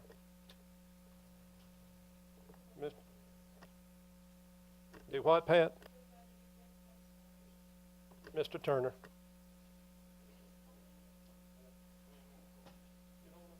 No, he's voting for Mr. Bud Smith. Who's the second one? Veronica? Alfred Williams. Okay, Alfred Williams. All in favor, Mr. Williams? 4. All opposed? Okay. Mr. Williams is on there. You had Veronica? Veronica Atkins. All in favor?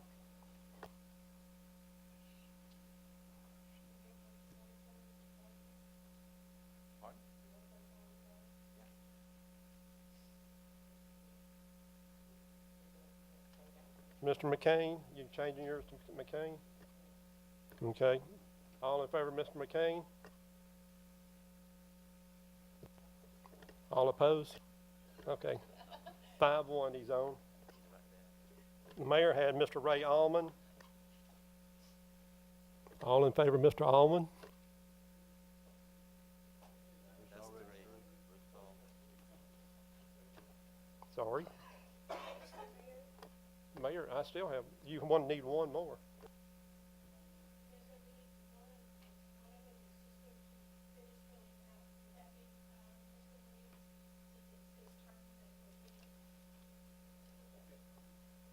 Okay, we have our ethics board then.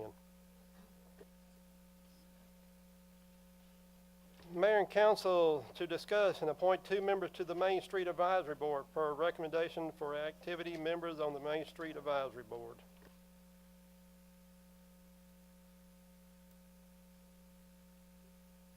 Denise, do you have some nominees? We do. Susan Crutchfield has served on the board. She was off for a while and she's back on, and she has graciously offered to re-serve on the board for us. She does an outstanding job with everything. She works very heavily in the promotions area with the, she started the newsletter, which Angie has since taken over, but Susan's just a huge help to me with everything that we do. She's good administratively and a big asset to the promotions committee. The second one we have is for Michelle from Rutabagas. With our bylaws, they do not have to be city residents. We do not incur any debt for the city. They have some criteria they have to meet. They have to have, several of them have to be business owners, property or business owners within the downtown area. Michelle does meet that criteria. Susan brings another thing, but we would graciously ask that you please appoint these 2 to serve on the Main Street Board.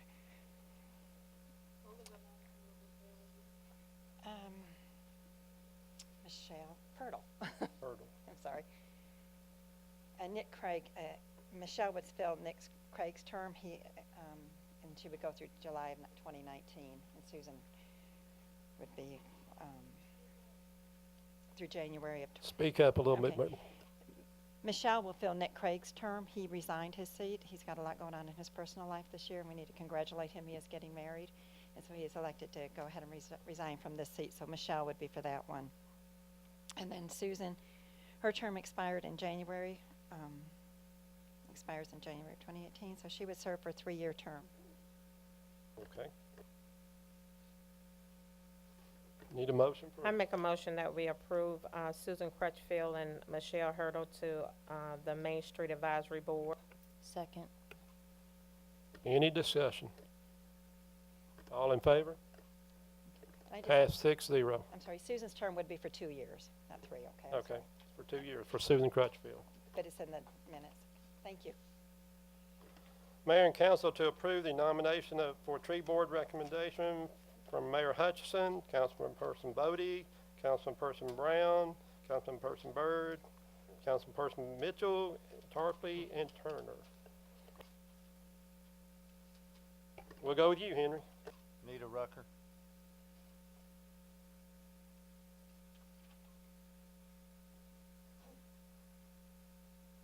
Nick Cage. Can you repeat that again? Nick Craig. Nick Craig.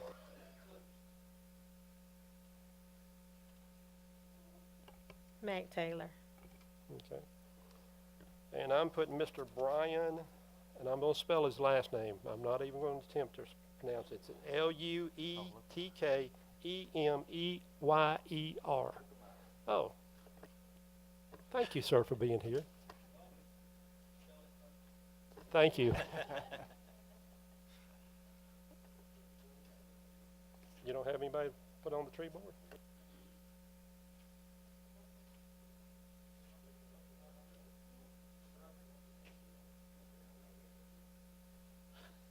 Okay, Mr. Rucker, you're on. I think in just a minute. Hang on. Stephanie, Bill Dodgen. Mr. Brown? Troy Worthy. Okay. I guess somebody give me a motion to appoint all these people? Mr. Mayor, I motion that we appoint these individuals to the tree board. Second. Any discussion? All in favor? Pass 6-0. Mayor and council to approve the nomination for the Hampton Historical Preservation Committee, the HHPC, from Mayor Hutchison, Councilman Bodie, Byrd, Mitchell, and Turner. Start with Mr. Byrd. I'm sorry. Go ahead, Henry. I'd like to nominate Betty English. Let's see. Out of this. You don't get one. I'm going to put Mr. Dale Landon.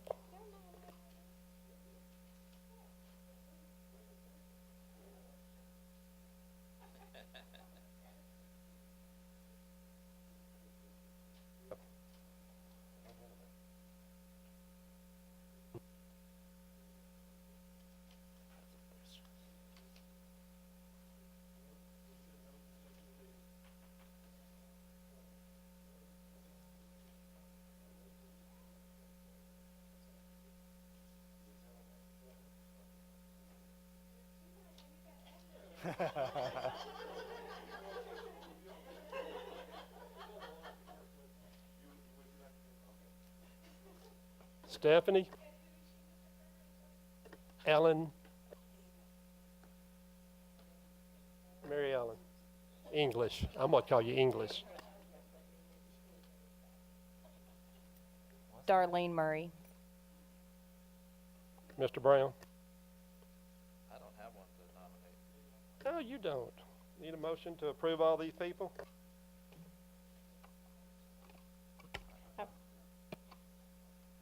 Second. Okay. Any discussion? All in favor of these nominees? Okay, pass 5-1. 5-0. You didn't have nominee. Who didn't? I didn't. Oh, okay. I had my hand up. Did you? Okay, make it 6. I don't see it. I'm turning real quick. 6-0. Hold up longer. Mayor and council to discuss sidewalks at Southampton. Pat, will you read those names off again?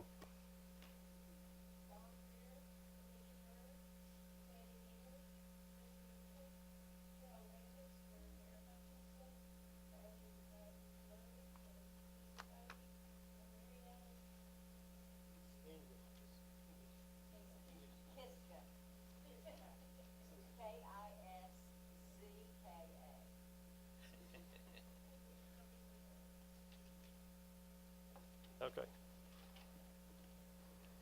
Okay, moving on. Mayor and council to discuss connecting sidewalk at Southampton and Cobblestone. Derek? This is brought to my attention by Councilman Byrd. Some of the subdivisions, Southampton and Cobblestone, they're undevelopable. There's lots there that are not developable, and the sidewalk is missing. So he had me ask me, and I went out and took some measurements, and we got some pricing just to continue those sidewalks on those lots that the house will never be. We just have it stops and there's nothing there. So we had that. You have anything, Mr. Byrd?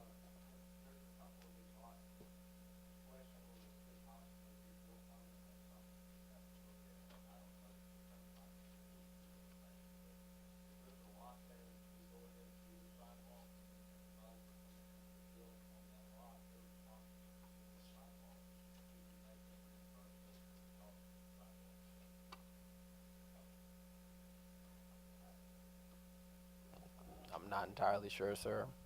I don't know.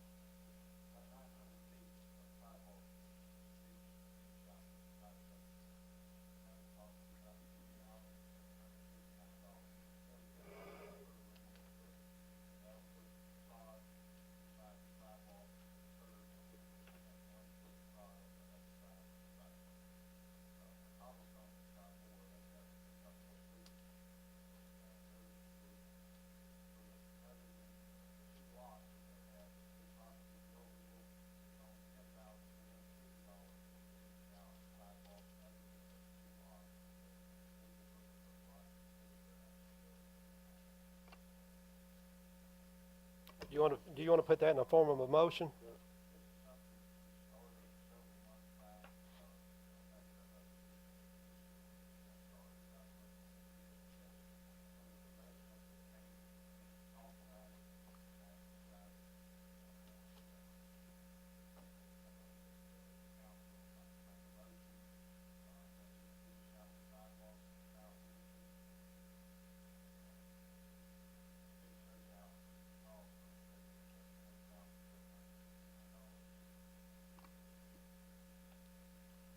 Do I have a second? I'll second. Any discussion? Yeah, I wanted Go ahead. to. Yes, Mr. Mayor, I wanted to get a little bit of clarification. This is within the subdivision, and these lots may or may not be developed. So if we are not sure if they can, I know we have Southampton folks here. Do we have Cobblestone represented here? Okay, so, I mean, I would like to pose the question to them and see if they have any idea of whether or not, because what I'm thinking is if we spend the money out to build these sidewalks and then, you know, we won't be reimbursed as part of their plan, then, I think I'm just going back to what the attorney said. He'd have to look at it, and I don't think, if we put sidewalks out, we just don't know. Do we, Mr. Attorney? Right. You'd have to get that confirmation from them before you make that decision. But offhand, I don't know.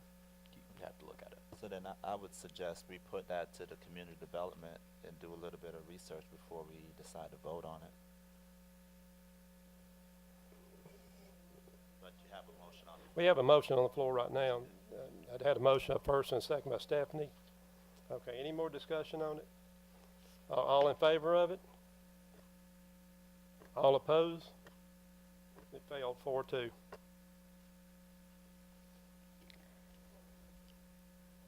Mr. Mayor, Go ahead. on that item, I would like to make a motion that we send this item over to the Community Development Department to do more research, because some of the communities might be looking to put parks or anything in their community, and we want to know if they will be able to eat the cost of that. I also would like to get with our planning and zoning or our community development department and speak with them as to why we have these gaps. I have a motion. Do I have a second? Any discussion? Go ahead, Henry.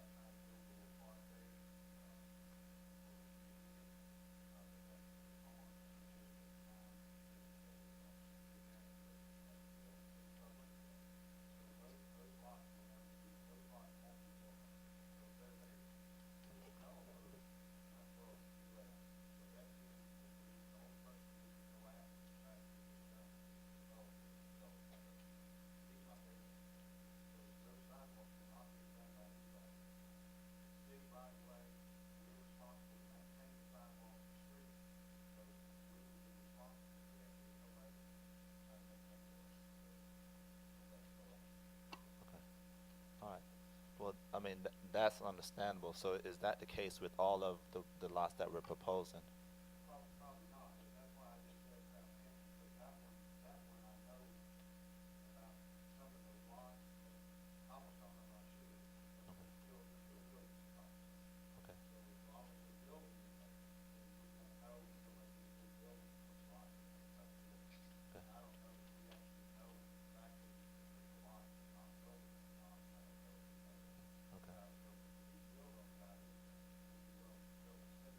Right.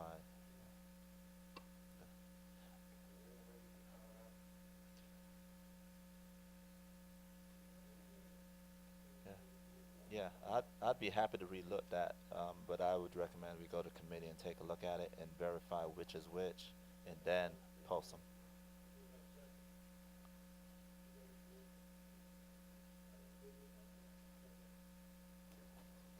favor of sending it to committee? Okay, pass 6-0, going to committee. Okay, Mayor and Council to discuss amending ordinance number 409, an ordinance to amend Chapter 2-35 entitled Regular Meeting to allow public speaking during public comments only. Go ahead, Ann. Mr. Mayor, I asked for this to be put on the agenda, and the reason I asked for it to be put on the agenda is there is so much chaos with people jumping up and talking, and I was approached at our last meeting after that a couple of people were overlooked. I do try to help the mayor when he misses somebody, but it's kind of hard when you have people jumping up just talking and or raising their hands in the middle of the meeting. We may not see them if they're sitting in the way in the back. So I asked that we put this on the agenda so that they would have a special time to address whatever it is that they wanted to address that was on the agenda. Anything that they wanted to talk to, they would have an opportunity to discuss that during our public comment section. So it wasn't to take away anybody's privileges. It was to make sure that everybody had an opportunity to be heard. So that is the reason that was put on the agenda. Do you make a motion? So I make a motion that we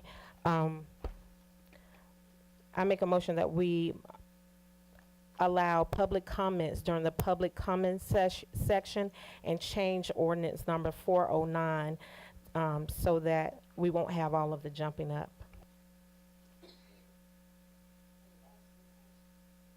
Please come to the podium.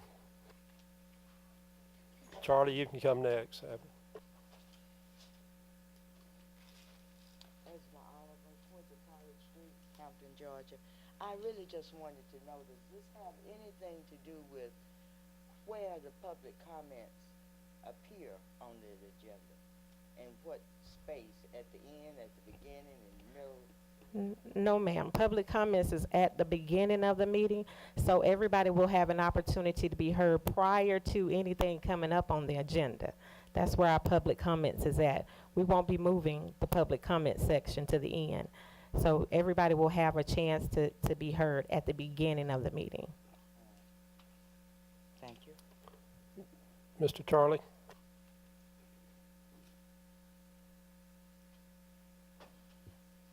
Charlie Hearn, 76 East Main Street. On this topic,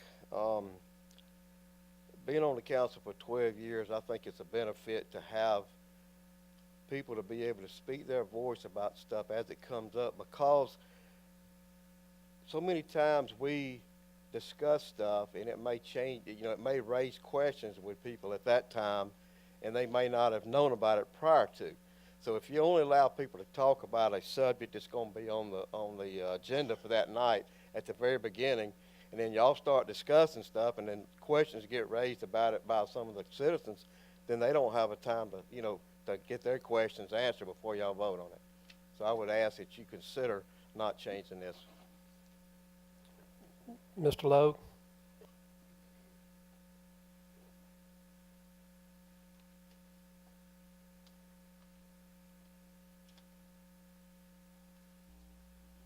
Arlie Lowe, 171 Lake Hampton Drive. I previously gave you my opinions on it, but if you put the public comment at the beginning of the meeting, and then at some point in the meeting, you amend the agenda, which happens quite regularly, and it happened once tonight already, you amend the agenda after the public comment, then the citizens have no opportunity at all to comment on that item on the agenda that you have amended and put on there. If you do amend that ordinance in section 2-35. So I would respectfully ask you to reconsider it and to keep the citizens' opinions foremost. Thank you. Don?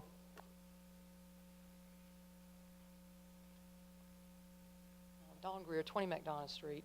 I agree with that. It should be left on, but I think it's just up to us as citizens to just try to be respectful of one another and of y'all up there, and that the power of the gavel should be the judge on that. If somebody's out of line, gavel them down. Make them take a seat. I mean, to take away the opportunity to speak about something is just, is kind of different. Let me just say that, okay? Thank you. Any more comments? Oh. I need a night, some place to spend the night somewhere tonight.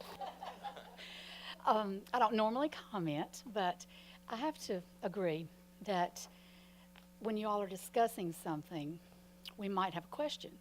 Not only that, it teaches us to work together, because I may say something and you may think, she may be right about that.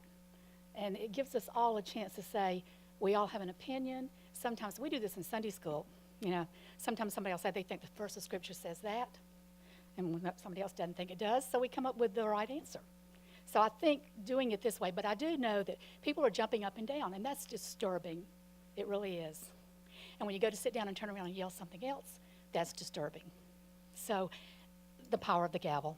He may hit me out of here with that in a minute, but that's just an opinion, and I really think that it's good for the citizens to be able to, excuse me, I'm losing my voice, to be able to talk back and forth at a point where, you know, they may say, I'm not sure, Mayor, if I agree with the council on this, and this is why. They come up with a good opinion, and the council goes, let's think this again, maybe they're right.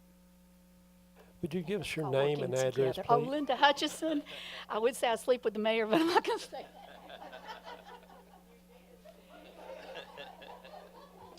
Whew, didn't expect that in the middle of the meeting. Don Landis, 58 West King Road.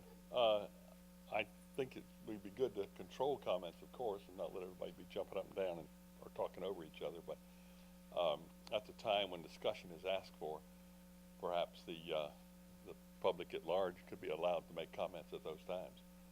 Not only other council members, but the general have a time when every issue is brought up. That way, if something comes up that they hadn't thought of before, or have some input that can be given at that time. I think everybody would benefit from that. Yes, ma'am. Come on up.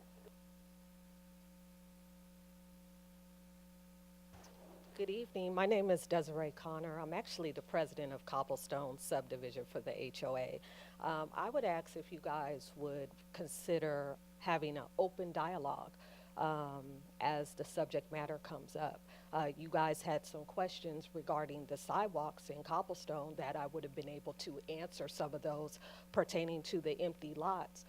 But because I did not have the chance or the opportunity to do that, I think there was information that you would have been able to be informed on had I been able to give that opportunity, and maybe your vote may have been different.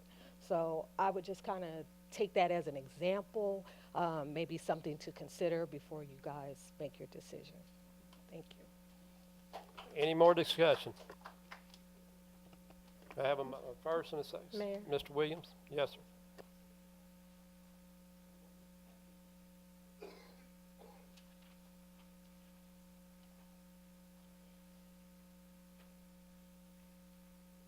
F. Williams, 188 Kendall. I'm going to follow up with a lot of other people are saying about the power of the gavel. If people are jumping up and saying things and so forth, I hate for this to happen, but in other facilities or in any courtroom, you have a bailiff, and that bailiff's there for a reason. If you cannot contain yourself and you cannot discipline yourself, then you will be removed and you will be arrested. And that fear is not here, because we're very friendly to everybody. But in order to maintain control, sometimes even in a classroom, even at colleges, we have to maintain that fear in your heart that you will be removed. Regardless of how much I love you, we're going to take you out of here. Guess it. Thank you, sir. Any more comments? I have a Miss Mary Ann Mitchum, come on up to the podium, please.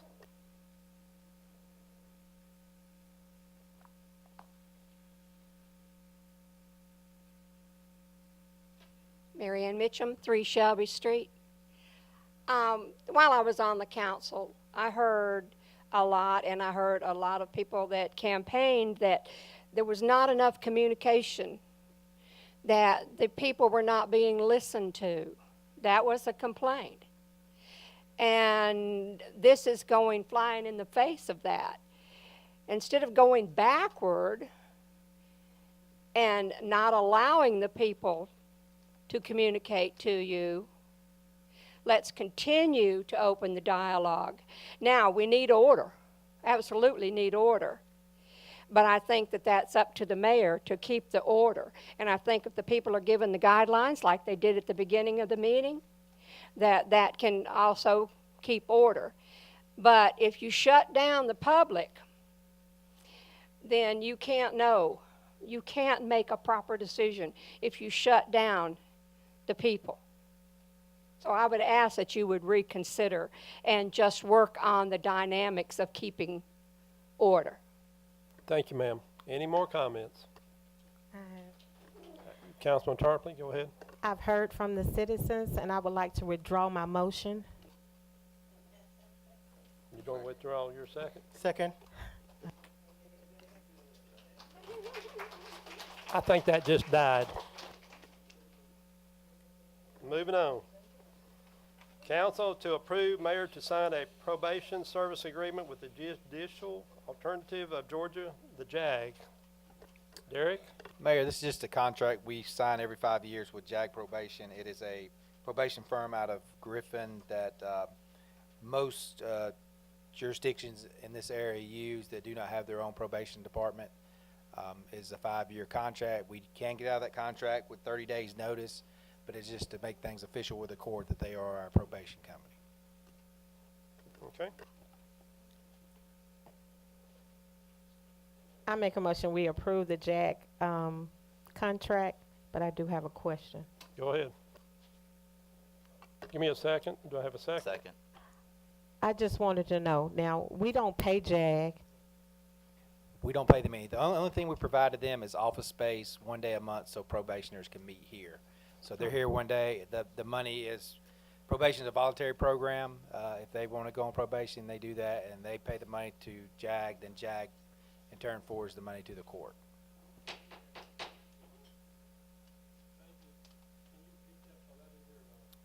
Yes, sir. The question was, does the city of Hampton pay JAG probation? The answer is no.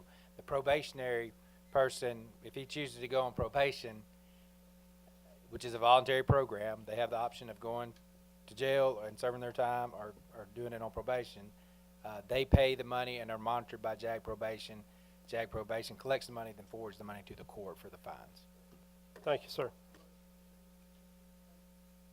Any more discussion? We have a motion and a second. Any more discussion? All in favor? Pass 6-0. Mayor and council to discuss distributing generation facility solar panel policy and implementing rates, structure, and fees. City manager? Mayor, this has come about several council meetings back. We have a citizen who has installed solar panels at their home. We reached out to EMC. We got a sample policy from them. I put this on the agenda tonight just to discuss if this is something the city wants to do. There are fees that would be collected by the city for this, and it also sets the fee that the city would reimburse on what rate for power if generated, if it fed back into the system, into the now the rates that you see on this form are EMC's rates, so they could be adjusted. But I just wanted to see if this is something the city wanted to reach out to. I know this is a growing thing where we'll probably see more and more of it.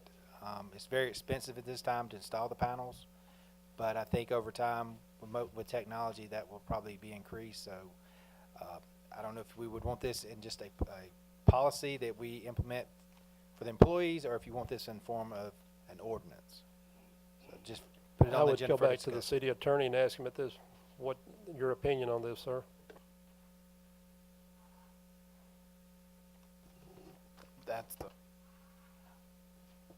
That's a determination for city council.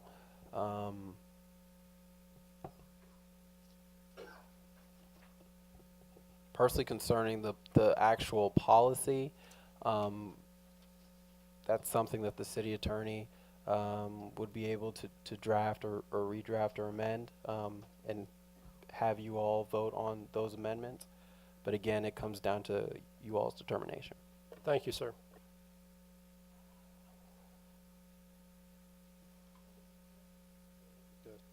So I've looked over the contract in regards to this, and I feel like something is not right with this amount in regards to the service charge fee of $7 per month per kilowatts. I mean, that kind of defeats the purpose of having solar. I think, I don't know if that's what Central Georgia EMC gave us, or I'm trying to figure out how much money would we be charging individuals. And I took this directly from their policy they had in place. That does seem extremely high, but, and then they did a $5, on top of that, they had a $5 administrative charge to monitor it. We would have the flexibility to charge anything. We don't have to charge at all if we didn't want to. That's totally up to the.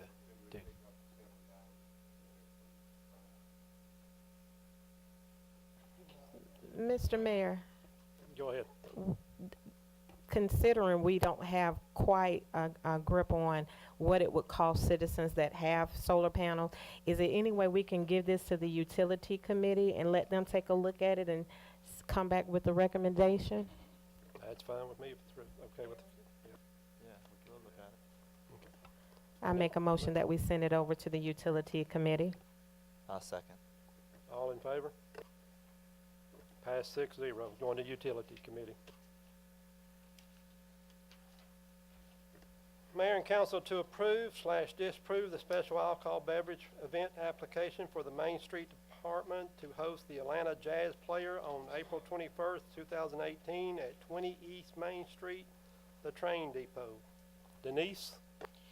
This is the first of the concerts that we're going to do this year. Instead of doing it down on the old city shop or on Cherry Street, we want to hold it in the depot lot because it is a jazz concert.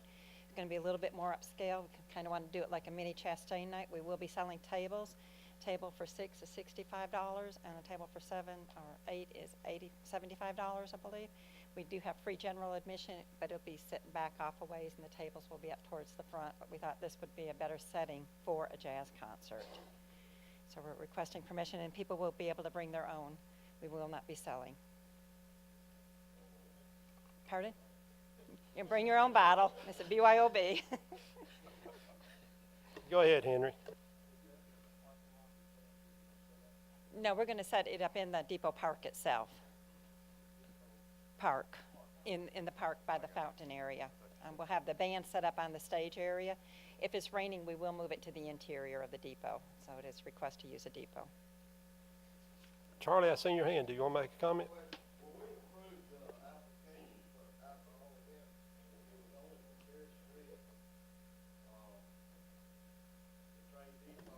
Come to the podium, Charlie. I'm deaf of hearing. Okay, go ahead. Charlie Hearn, 76 East Main. I thought when we approved that, it was only going to be for the Cherry Street, inside the depot for like weddings and stuff like that, and then the library, those 3 places. And we're saying now do it out there on the street. Depot Park, and where the fountain. Well, what I'm saying, in the park outside, but I thought we just did it just for the inside the building, like for weddings and stuff like that. Pat, can you comment on the ordinance?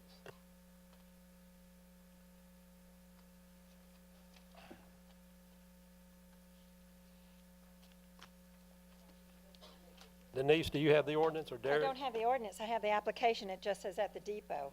We did approve the depot. We said at the city shop, it was inside the fence, and on Cherry Street and the depot. I don't think we specified limited to interior. We just said at the depot, Lambton Train Depot. We can pull the ordinance and look, but I do not believe that it specified that it had to be on the interior. The only area that was restricted was the old city shop, and it had to be behind the fence. Okay. Well, I have a motion and a second, and we're going forward. Okay, make a motion. Give me a motion. I make a motion that we approve the special alcohol beverage event at the main, for the Atlanta Jazz Players on April the 21st at the Train Depot Park. Right, and if it's It's the raining, train we're going to depot, move but- it into the depot. And I'll second that motion. Miss Hearn, I see your hand. Come on. Come on to the podium, please.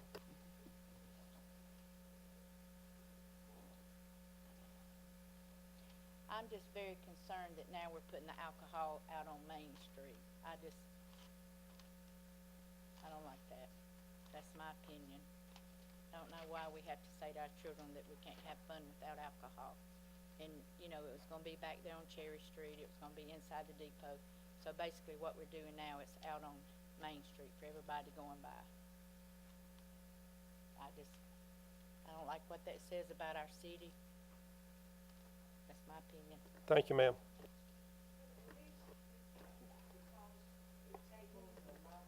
Denise, can you repeat the cost? A table for 6 is $65, and a table for 8 was $75, and there is free general admission, and the table comes with a linen that would go to the ground. Kind of like a little mini Chastain night. We have a table decorating contest that we're going to do that evening as well. The first one will get a grand prize will get a $100 prize, and then the second place will get a $50 prize. And they're downtown dollars for people to spend their money in town. You can bring your chair and sit wherever you'd like, outside the table area. Okay?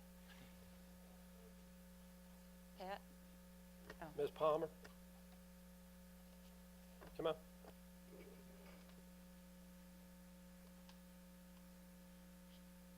I'd like to know who's going to pay the permit fees for this.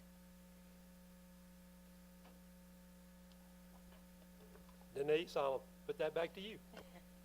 As this is a city function, a Main Street event, we are respectfully requesting that the Main Street does not write money to the city because it comes out of our budget and it would go back into it. So we ask that you please waive the fee for the $125.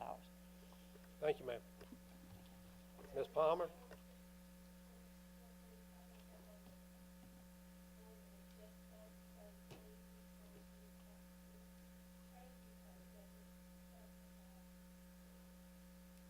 Thank you, ma'am. Go ahead. Another thing that I have, when we had Porch Fest here. Ma'am, that's not on the docket. If you want to talk about that. I understand, but when we're putting alcohol out on the street, when we had Porch Fest here, we had people walking around with alcohol Ma'am, on the that's not on the streets. docket tonight. That's okay. We had people out here walking around with alcohol. Just hold on there. You can't talk about that. If you want to talk about what's on the agenda, I'll be glad to let you. But you had got the alcohol, Derek? and people, you didn't do anything about it. You didn't Thank do you, ma'am. anything about it.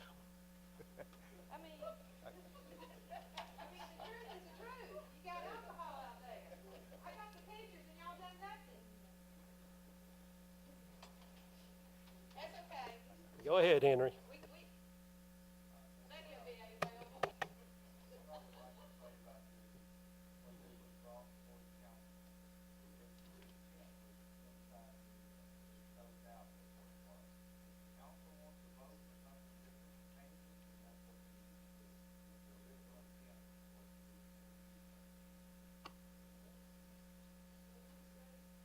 Have a motion and do I have a second? They didn't hear what he was saying. Henry, can you find a mic and repeat it? Somebody's mic. I said when we did this ordinance, we said it was meant to be the depot itself for the weddings and stuff like that. It wasn't even talked about that they was going to do it out in the park. If they want to do it in the park, then we need to change the ordinance and put park on depot and depot park, because that wasn't what it was intended to be at the original ordinance.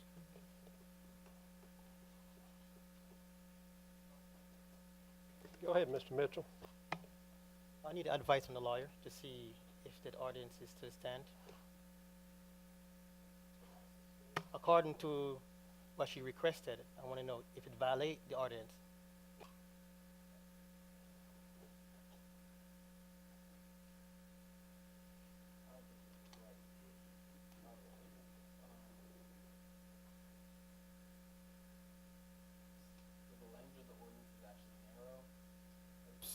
The language of the ordinance is actually pretty narrow, stating that it will only apply to those properties. The property mentioned is actually not one of those properties. It's a train depot. It's a park right beside the train depot. Excuse me. Yes, it is. Excuse me. So yes, it's in accordance with the ordinance. I apologize.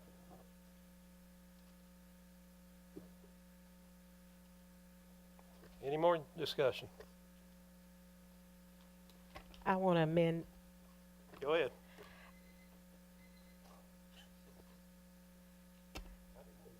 I know, I want to amend a motion to waive the $150 fee for Denise to pay, the city to pay the city. Go ahead, Mr. Mitchell. Denny's, I want, how are you gonna handle the beverages or alcohol while having that, People will bring their own, and they do have to be of age to do it, and we can check IDs. This is the first one we've done of this nature, but we will set something up, and Chief, can you help us work with on that to make sure that anybody that has alcohol, we can check their ID and make sure, and we can do a wristband or whatever. We'll work with you on that. So that this is the first time that we have done this. my concern is this, who's gonna make sure that no one take alcohol on the street and traveling back and forth? Oh, we'll make sure of that. They have to stay within the confines of the park. I mean, that will be very clearly marked, no alcohol beyond this point. We have signs already made up that we use on Cherry Street, and we will just put them down there outside that. You cannot take alcohol beyond this point. It has to be retained, and we will make those announcements as well, too. I understand that sign, but who gonna be positioned there? Are you gonna get a cops or someone else there to make sure? We will have volunteers working, and we also have the police down there that evening. Miss Katie, go ahead.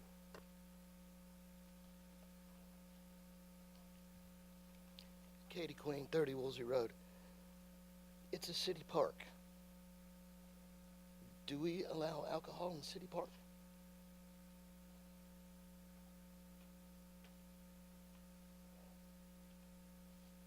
I'll go to my attorney again. It says train depot. Can you bring the ordinance back up, Pat? And the train, Says- the park is part of the train depot. Is that correct? It's a city park. Not a city park.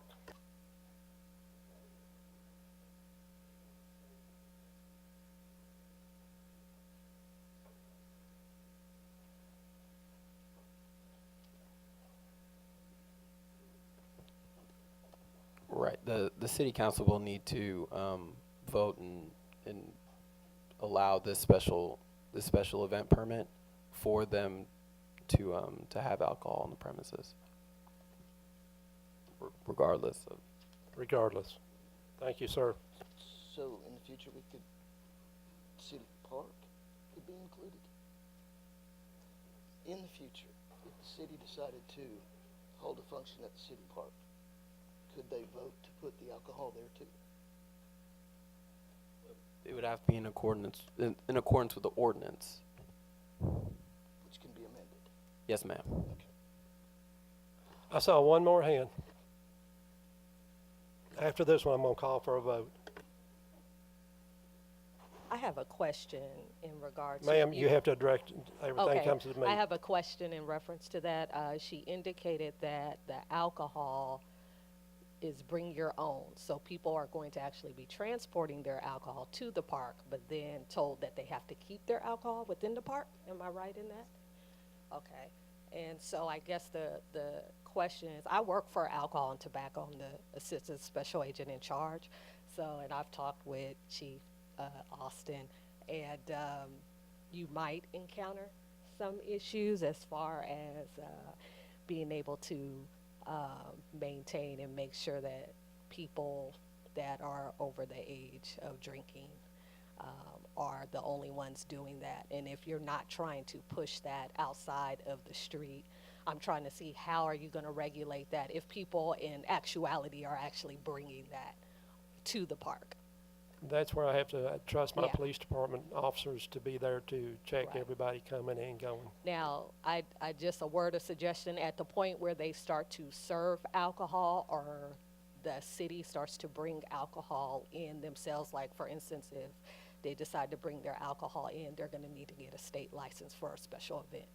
So you're kind of moving into different realms depending on how you're acting on it. Thank you, ma'am. Okay, have a motion. Do I have a second? Okay. All in favor of the alcohol event permit? Oh, and the amendment, okay, so we're gonna vote on the amendment first, follow me. $150 to waive the $150, all in favor? Henry? Pass 5-1. Now, on the event permit itself, do I have a motion to approve? Okay. All in favor of the alcohol event permit? Pass 5-1. Henry, you oppose? 5-1. Okay. Okay. The Youth Council, Mr. Brown, make your appointment to the Youth Council. Mr. Mayor, I'd like to appoint Ms. Tanisha Huffspeth Oliver to the Youth Council. Okay.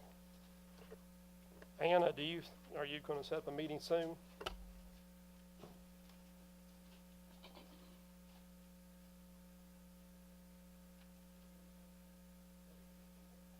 He just added her. You want to make a motion to approve her, to add her to the Youth Council? Correct. Need a second? Okay, all in favor? Pass 6-0. Okay. Youth Council, Ann, you want to express a meeting time? Yes, now that we have everybody on board for the Youth Council, we will be setting up a meeting within the next 2 weeks. Ms. Pat will get everybody's contact information so that I can give them a call and set up that meeting. I believe it was asked, so please expect a phone call from me within the next 2 weeks. Okay. Do we need an executive session? Mr. City Manager, City Clerk? Any council member? Need a motion to adjourn. I make a motion that we adjourn. I second. All in favor? Pass 6-0. 2018 adjourn.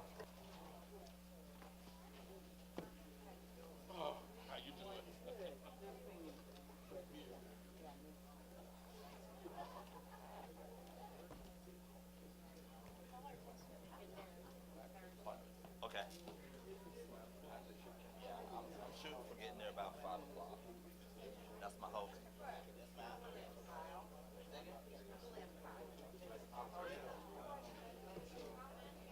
What's that?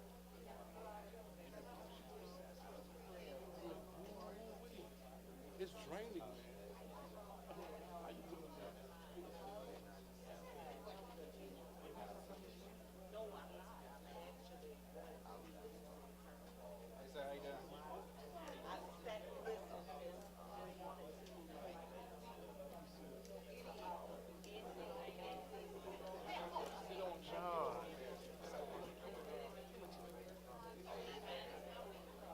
All right, sir. Okay, no problem. All right, young man. Hang in there. Hey, your job is full. You're gonna need a bodyguard. Hey, don't run for no popularity. I can see right now. Your name gonna be on that list. That's right. I don't feel no list.